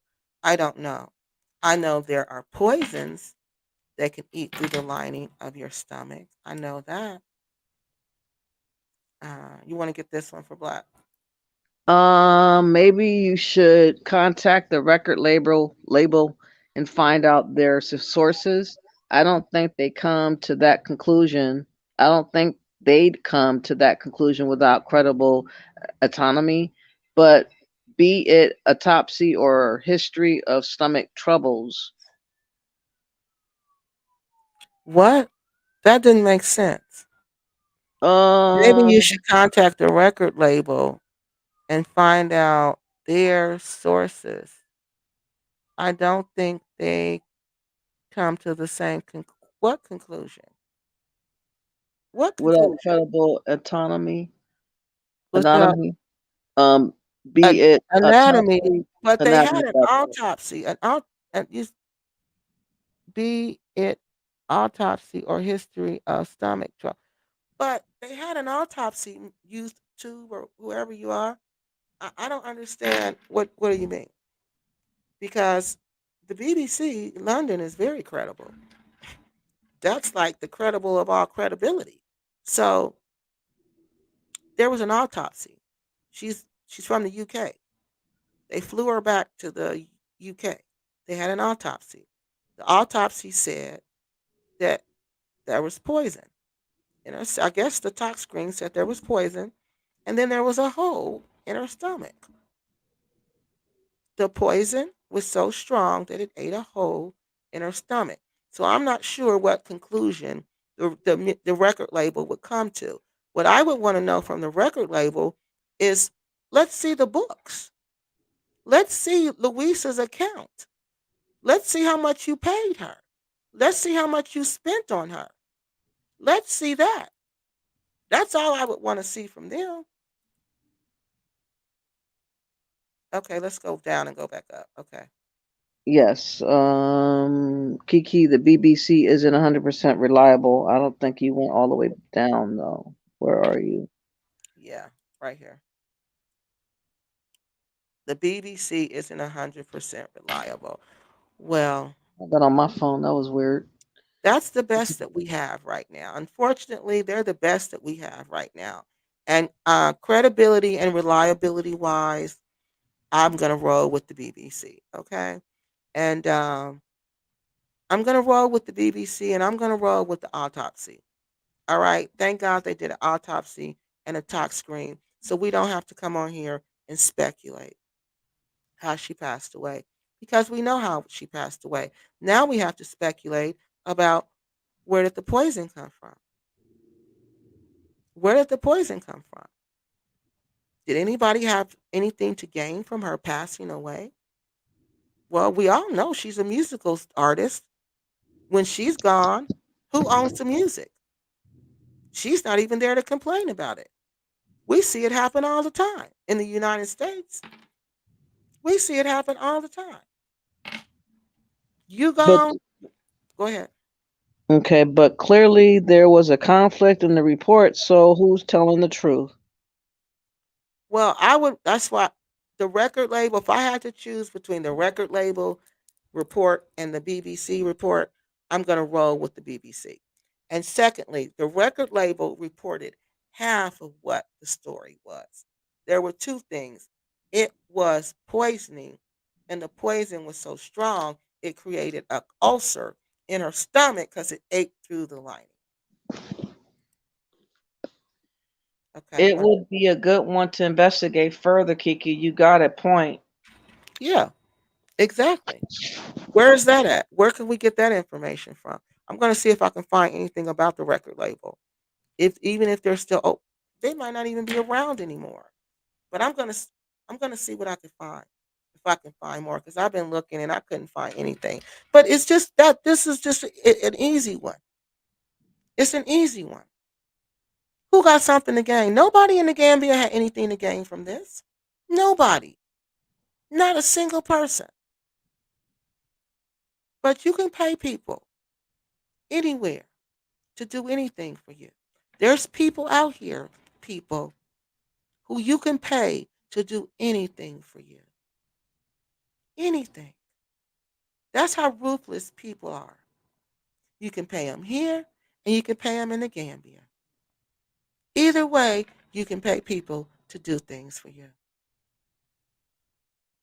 So, but do I think somebody in the Gambia has something to gain from this? No. No. I'm going to say who obviously has something to gain from her passing? The record label. That's who has something to gain. And that's obvious. Because if the artist is not there, who does everything go to? Not the family, not her kids, the record label. And she can't even protest her rights because she's not there. She's not there.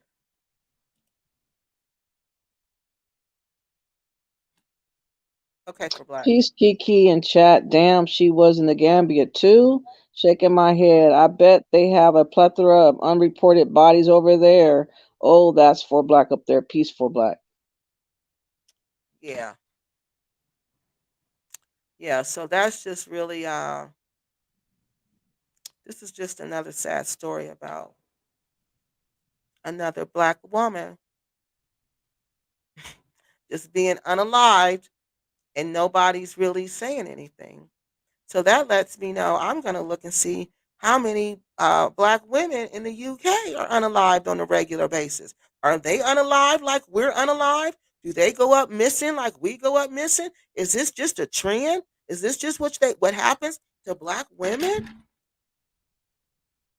Is this for real?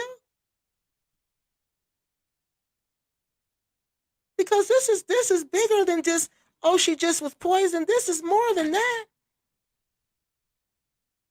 And y'all see that, what did the label do? They deliberately went after young girls, teenage girls.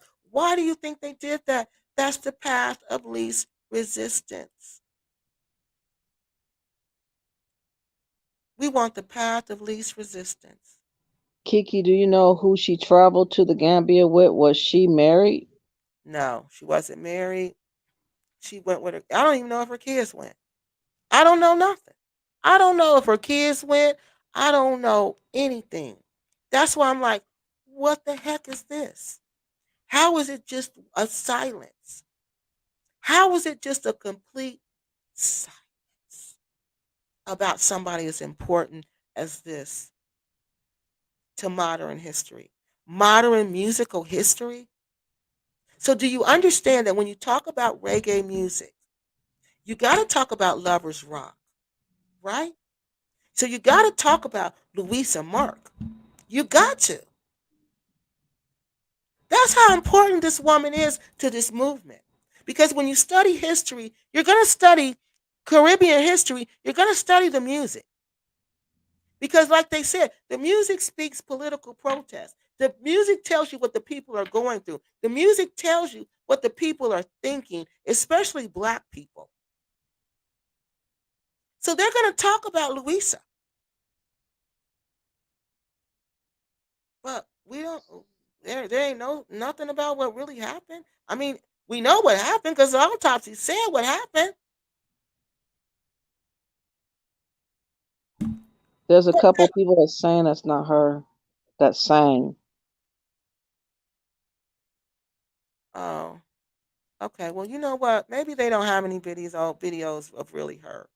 It You says know. video you played of lady singing, and the caption of that video says whatever name that is, Scott 19 singing her rendition of the reggae Oh, classic. so she's singing it. Okay, so that wasn't her either.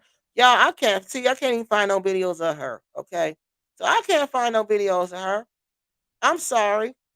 I have been Mm, look. All I hear is that same lady singing. And y'all said that wasn't her either.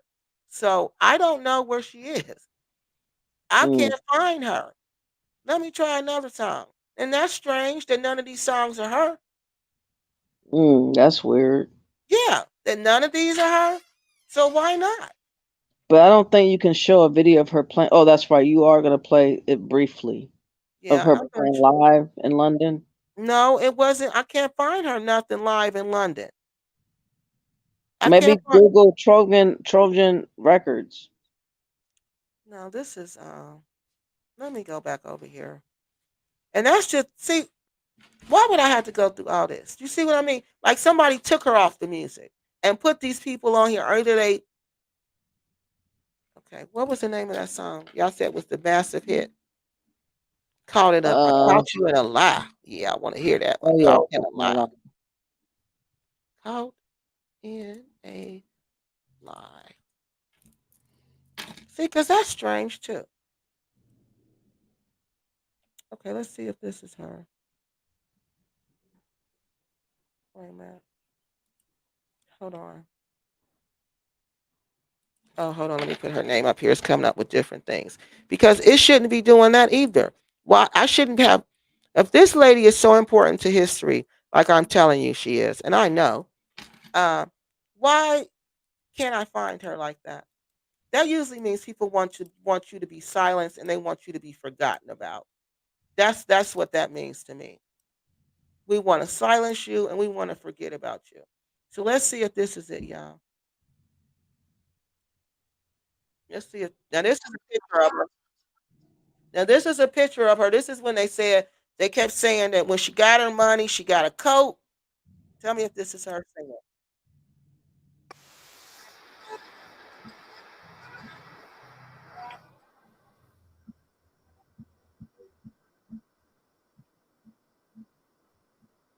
Can't hear it. Can't hear it. Nuh-uh. Hold on. I'm not sure why you can't hear it. There's nothing muted. Well, if you can't hear it, I'm not sure what's wrong because I'm not muted. Nothing is muted over here. Yeah, I'm not sure why y'all can't hear it. Okay, well, I'm not going to play it. Y'all can't hear it. Let me try another one real quick.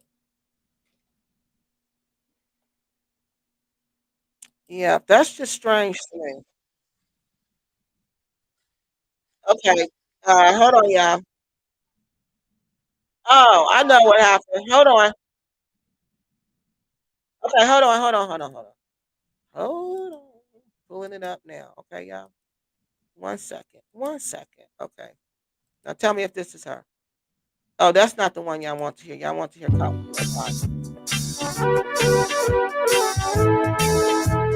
Can you hear it now? Yeah, Okay, good. yeah. Tell me if this is her, y'all.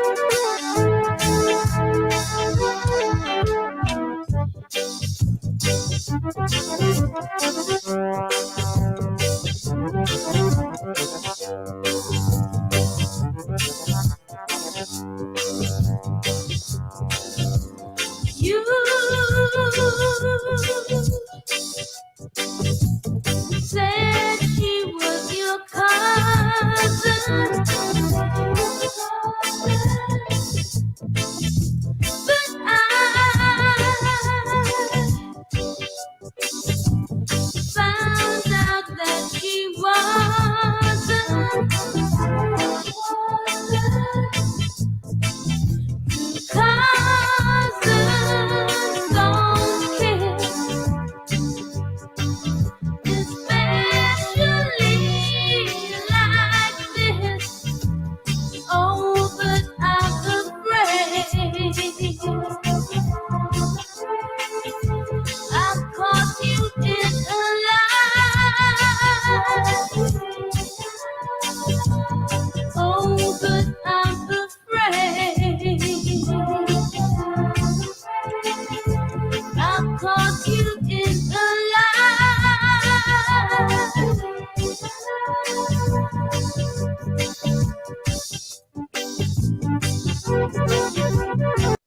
Okay, I gotta stop it.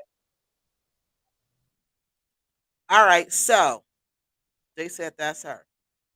All right, dog. Yeah, that's her. See how beautiful her voice is? That lady has a really beautiful voice. Listen to the different. Yes, yes, it was. It was completely different. That's why I said, what are they trying to do? They don't want us to hear the music now. They're trying to replace it with somebody else. You know what I mean? How they'll do that? They'll put somebody else on the song who kind of sound like you and say pretend like that's you. All right. Did you read this one for Black? I don't see nothing yet. Oh, I'm sorry. Yes, that's Louisa Marks. Oh, I read that already. Okay. That's definitely Louisa. Yeah, she's got a beautiful voice. I'm glad we did keep going till we found her. Okay. Yes, this is it. You said she was your cousin My cousin? on the song, I guess. Oh, I was about to say, no, she ain't my cousin. Oh, caught you in a lie. Oh, he said the girl was her cousin. Yeah, they Hmm. used to tell. Remember that was the lie, honey, back in the day. That oh, she was that's my cousin, honey. Yes. Someone might have gotten paid to keep quiet. Yeah, I believe that. That's her pick. Oh, yeah. And did y'all see the picture? We She sent died it. of poisoning in the Gambia. Yeah. Yep, she sure did. They have a specialty there for that. Seems like they got others to sing her songs instead of her after she died. That's Right. dirty to do this to the young girl like that. Yes, right. Like to sing the song so they don't have to pay. Maybe her kids, maybe the kids probably got something. You know, the kids might have took them to court. You know, and then if they take her off the song, then oh, This ain't her song. We done replaced it with somebody else. Yeah, that's true. Did you read this one? She was only 49, died in the Gambia. I Googled it. Yeah, 49 years old. I told y'all. I 49. only played it yesterday, Kiki. You what? That song, I guess. She You only played. played it yesterday. Oh, wow. That was a lovely song. I'm going to play that tonight when we get off of here. Caught You in a Lie. Can't you play that? You already played, or you got play that Yeah, we already. played that. Google, I read that. Okay. I think we're pretty much caught up. Okay. There is a video of her singing live in London. Really? Okay, let me see if I can find that one, y'all. And you said she's live in London? You remember what year it was? Live in London. So I want y'all to see her. The real her. Louisa. I want y'all to see this lady. I want us to honor her. Because she's important. Is this her? Is this her for black? Oh, you can't see it. Hold on.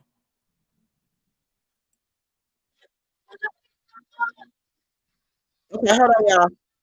Wait, let me put it up here. Okay, let me see. Okay, wait, it's right here. All right. Tell me if this is her.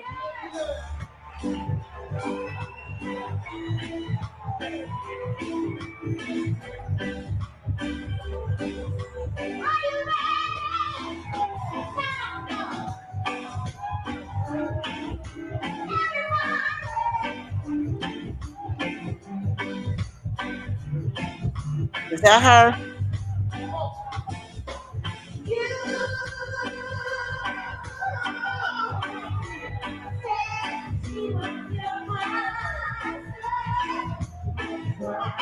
Oh, that's her, y'all. That's her.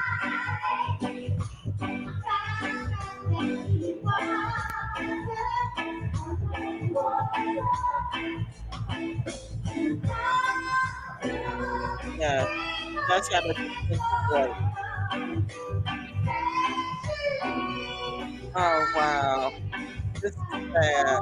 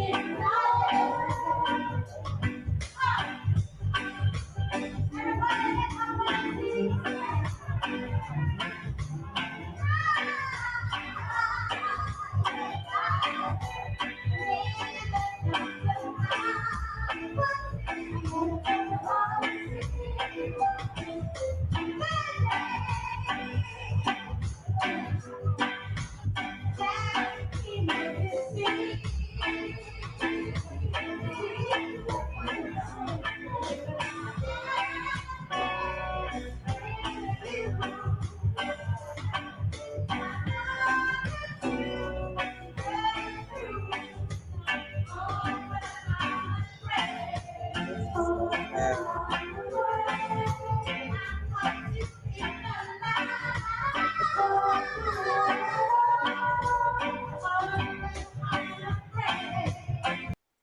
Okay, yeah, I'm sorry. I gotta stop it.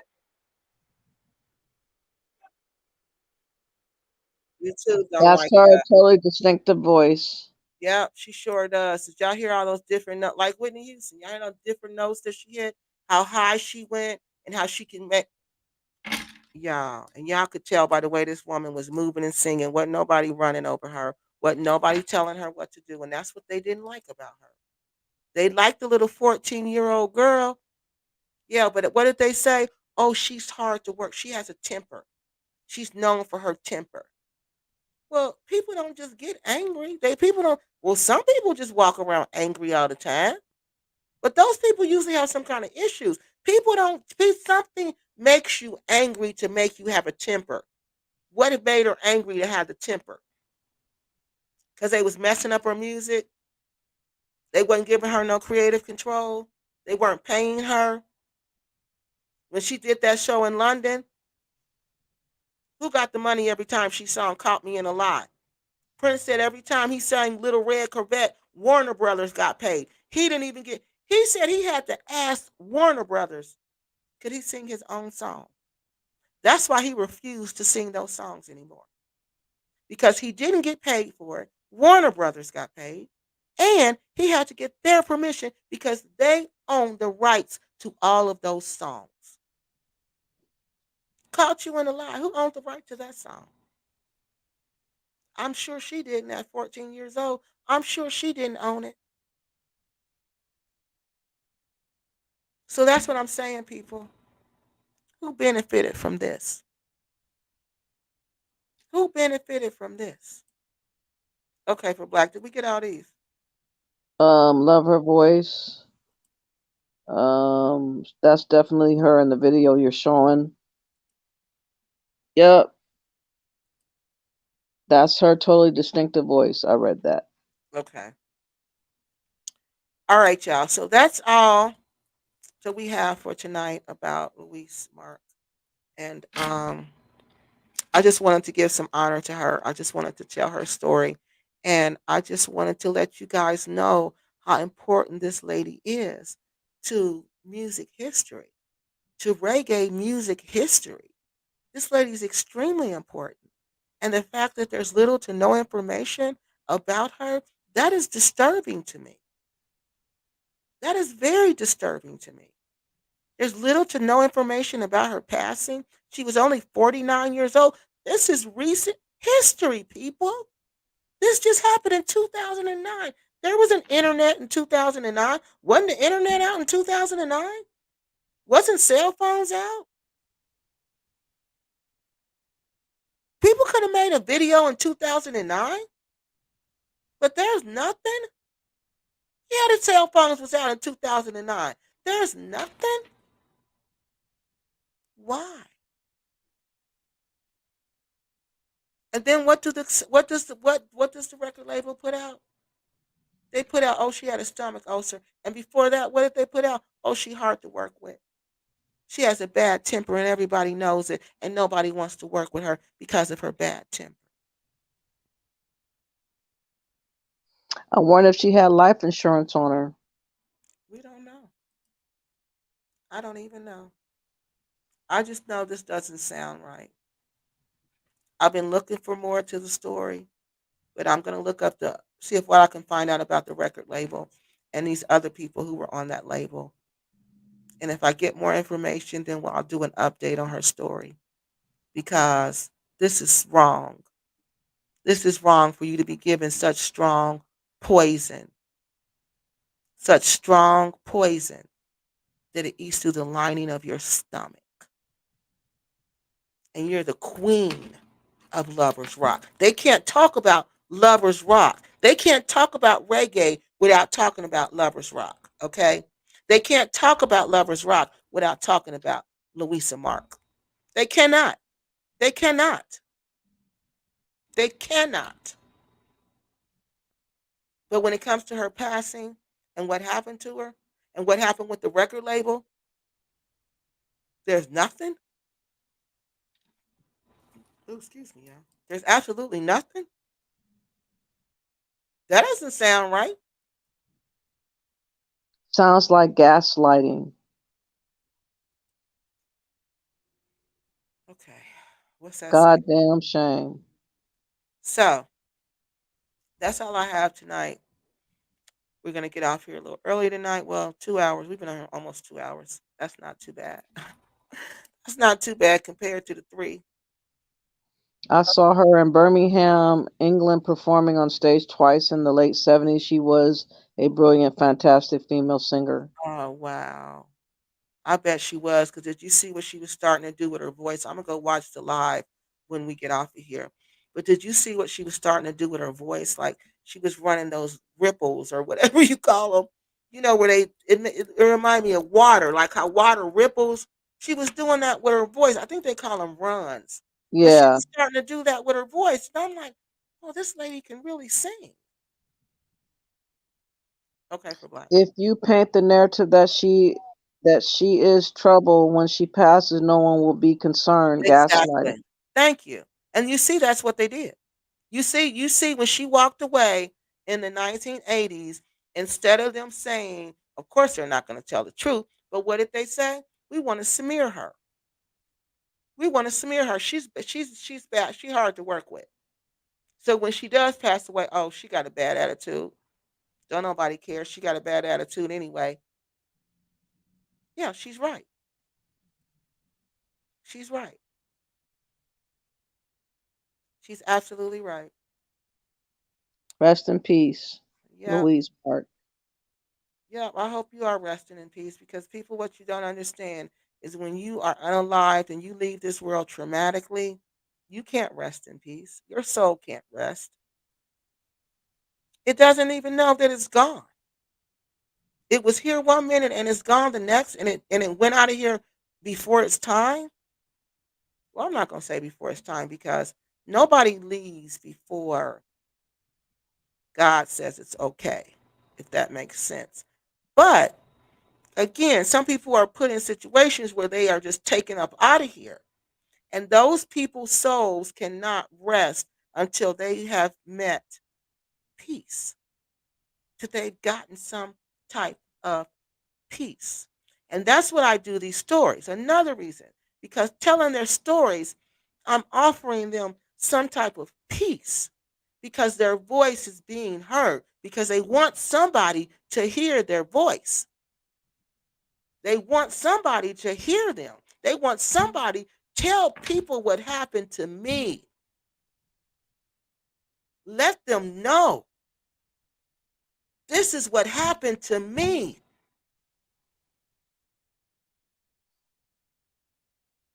You got a lot of people in London happy. Neil, I guess, well, I don't know if he's in London or not, but he says two of my favorite heavy hitters, For Black and Kiki. Y'all keep up the great work and shedding light Oh, on what's going on. And Miss Pat says, although this was sad story, you made me remember some very fun times.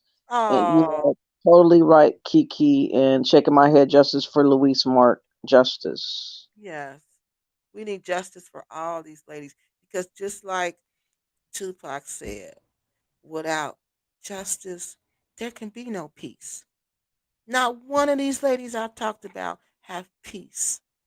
Because for one, they had to leave their kids. You don't want to leave your kid like that. You don't want to just be leave your kid unexpectedly. You don't want that. No mother wants that because she knows what it's going to do to her child. So how does she have peace? How do any of them have peace? They were young. They were young women. They weren't ready to get up out of here. They were middle-aged women. That's not old. People out here seen a video where somebody was calling them old. They're not old. They're not old. And like I said, until they find peace, till they get justice, there is no peace.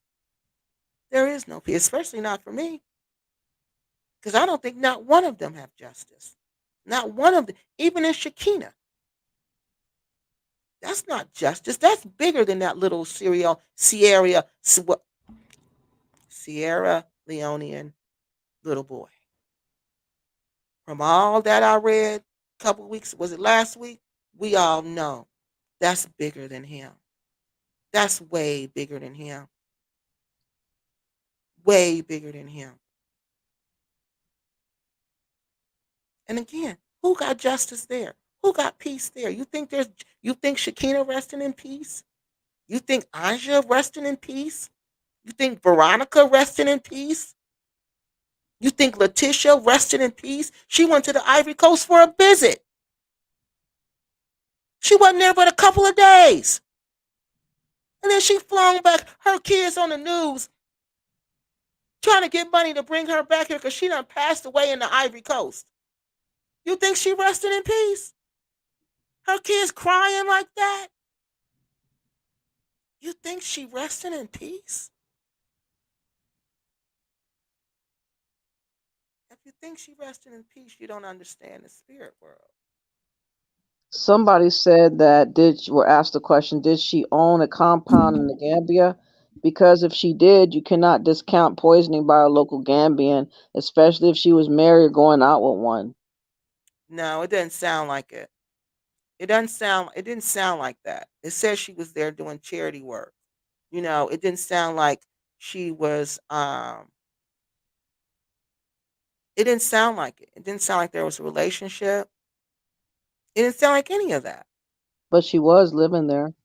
Well, some people say she was living there, some people say she was visiting. We don't know. So we don't know. We don't know. That's why I'm saying, why is this all this? There should be more transparency with somebody as important as Louisa. We shouldn't have to sit up here and guess. We shouldn't have to sit up here and guess. But nowhere did I read about any relationship. Nowhere did I read about any Gambian boyfriend. Nowhere did I read about any Gambian husband. Nowhere did I read about any of that. Nowhere. Because I was trying to figure out why she was in the Gambia. But I guess, the UK people go there for vacation. So she went, they have tours. They used to have tours that go there. I seen a video the other night of it was a whole bunch of them. It's an all exclusive tour. So I don't know. I don't know what led her to the. I don't know. Nobody's done an extensive documentary on this lady. Nobody's done nothing on this lady. Not like I said. It's like they don't even want her in history. Seven Golly says, this is unbelievable and I'm highly agitated right now. So let me get it off here. Salute to Kiki and Fort Black for being the only consistent exposures of bloodthirsty people. Yeah, it's just sad. And reporting on these stories does not bring us peace, it takes away. No, it don't. No, it doesn't bring us peace, but it helps get them justice. That's what we want. That's what I want. I want justice. Because once they have justice, then they have peace. And making these videos is a form of justice for me, to give them some type of justice because their voice is being heard. Because they can't speak now. They can't speak. They can't talk anymore. But I can speak. I can talk for them. I'm smart. I can put pieces together. I can figure stuff out. I've always been good at that. So I can use the facts to tell their story. So nobody will ever forget about them. Nobody. Nobody will ever forget about them. I read that one already. Okay, what about this one? Keep up the good work, Kiki. Oh, thank you. Anja, Veronica, Audrey, Mary, Matu, Danita, Danita, none of them can. none of them. And especially even Danita. You know what? And people don't know about Danita. I'm going to have to go back because she was my first one. The first one. I told you I was doing a consultation with this lady, and my consultations are free, by the way. I was doing a consultation with one of this lady, and she said, Kiki, have you heard about Danita? And I said, Danita? Who is Danita? She said, Danita. She's a black lady. She married a Nigerian, and she went to Nigeria, and we haven't heard from her. And then 3 or 4 days later, I think it was 3 days later, they found the video. There was a video on her Instagram. 3 days, I think it was 3 days, of Instagram of her in a casket, and her husband is standing over her. Yes, and the embassy has to fight to get her boys back, and he don't even tell nobody that she's passed away for 3 months. The Nita story is a tragedy, and if anybody and her family is not fighting for nothing, no investigation, no nothing. The poor friend was fighting so hard to get the embassy to do something in Nigeria. The embassy wanted to do something, but the embassy needed the family to say, we suspect foul play. They didn't suspect foul play. They said no. They didn't do nothing. Poor Danita. Y'all think she rested? That man held her boys over there for 3 months. For 3 months. The embassy had to get the embassy, the U.S. embassy in Nigeria had to get involved to get her sons back. You know why? Because her sons have disabilities. And I'm sure they get checks. And guess who was getting the checks? He was. People, this is not for play. These women's lives are over. Over. Danita's life is over. And all they were doing were looking for love. I don't know, not except for Shakina's case and Louisa's case. But all the other ones, no, not Audrey either. I mean, Aja. But them other ones, I ain't going to say Veronica either.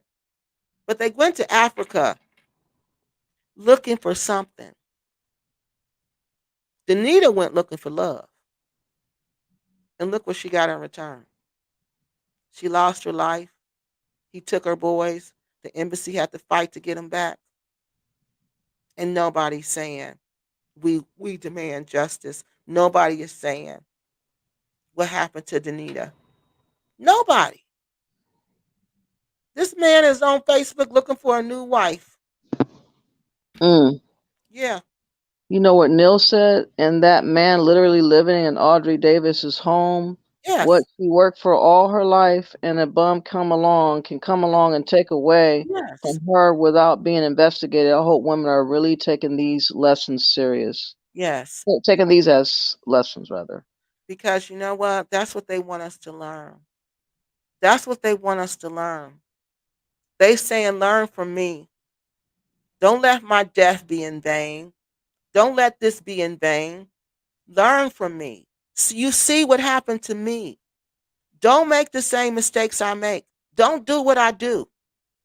Don't do what I did. Move differently from me. You want to honor me, then move differently from me. Did you look at your post today for the petition? No, I haven't had time. Because somebody said that someone else just passed. Okay, I'm going to look at that when I get off of here. Yeah, I'm going to look at that when I get off of here. So let's go through these real quick. Thank you, Seven Galley. Wait a minute. Okay, go with that one. Oh, is there a petition I need to go sign? Oh, I forgot. I'm sorry, y'all. There is a petition, and this petition has been out for a couple months now. But the repats in the Gambia think for some reason by not signing the petition, they're hurting me. But you're not hurting me. This petition that I created because I don't just like I'm a results person. I like to see results. Okay, if there's a problem, I want to fix the problem. So there's a petition that I created with one of my teacher friends. And in this petition, we are calling for autopsies and tox screens to be completed on anyone any American who passes away in the Gambia. Okay? And because they're not done. And without them being done, we're never going to know what happens to these women. So we're making this mandatory that this be done. Okay. And all you have to do is click the button to sign. And once it's signed, once we get a decent amount of signatures, then I can take my findings to my congressperson. And I can also present my petition with all of these signatures on it to say, this is what we want. We want something done about this. We want autopsies and tox screens to be required for all U.S. citizens who pass away in Gambia. That's what we want. That's what the petition is about. So I'm going to put the link in this video also. Okay. So please sign because Once I have enough signatures, and you can even take it to your congressperson. The goal is to share the petition with your congressperson because you're supposed to write your congressperson and let your congressperson know about this issue going on in the Gambia. All right. All the people are listed on my community page. Okay. Yes, ma'am. Y'all niggas need to stay y'all asses out of Africa. That's what I No, say. please don't read that on my channel. Now I'm gonna have to go and block that because I don't talk like that, and that will get my channel, get my video like messed up. So I'm gonna go in and I'm gonna block what you said, Golden Heart. Okay. So no, trust me, that's gonna be gone. Okay. Please, I also want to sign petition justice for these women. It's her last post that she has up.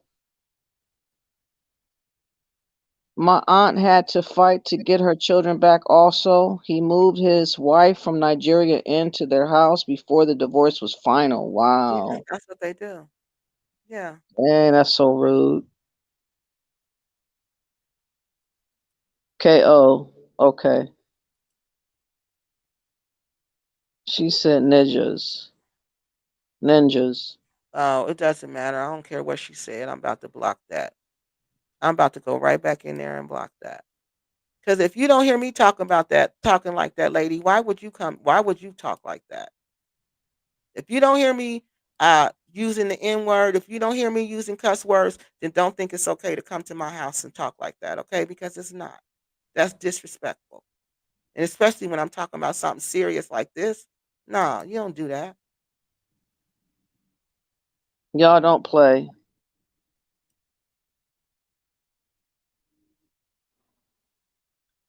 Well, now I'm going to go block it. She Okay. said ninjas. Okay. All right. Are we ready? Yep, that's All everything. right. I think that's all, y'all. Okay. That's it, y'all. And y'all have y'all have a wonderful evening. And like I said, I'm gonna be looking for uh I'm gonna be looking for more information about Louisa Mark, especially this record company, this record label, and see what I can find about them. And if y'all have any more information, please just send it to me. It should be mandatory. Yes, it should, but it's not.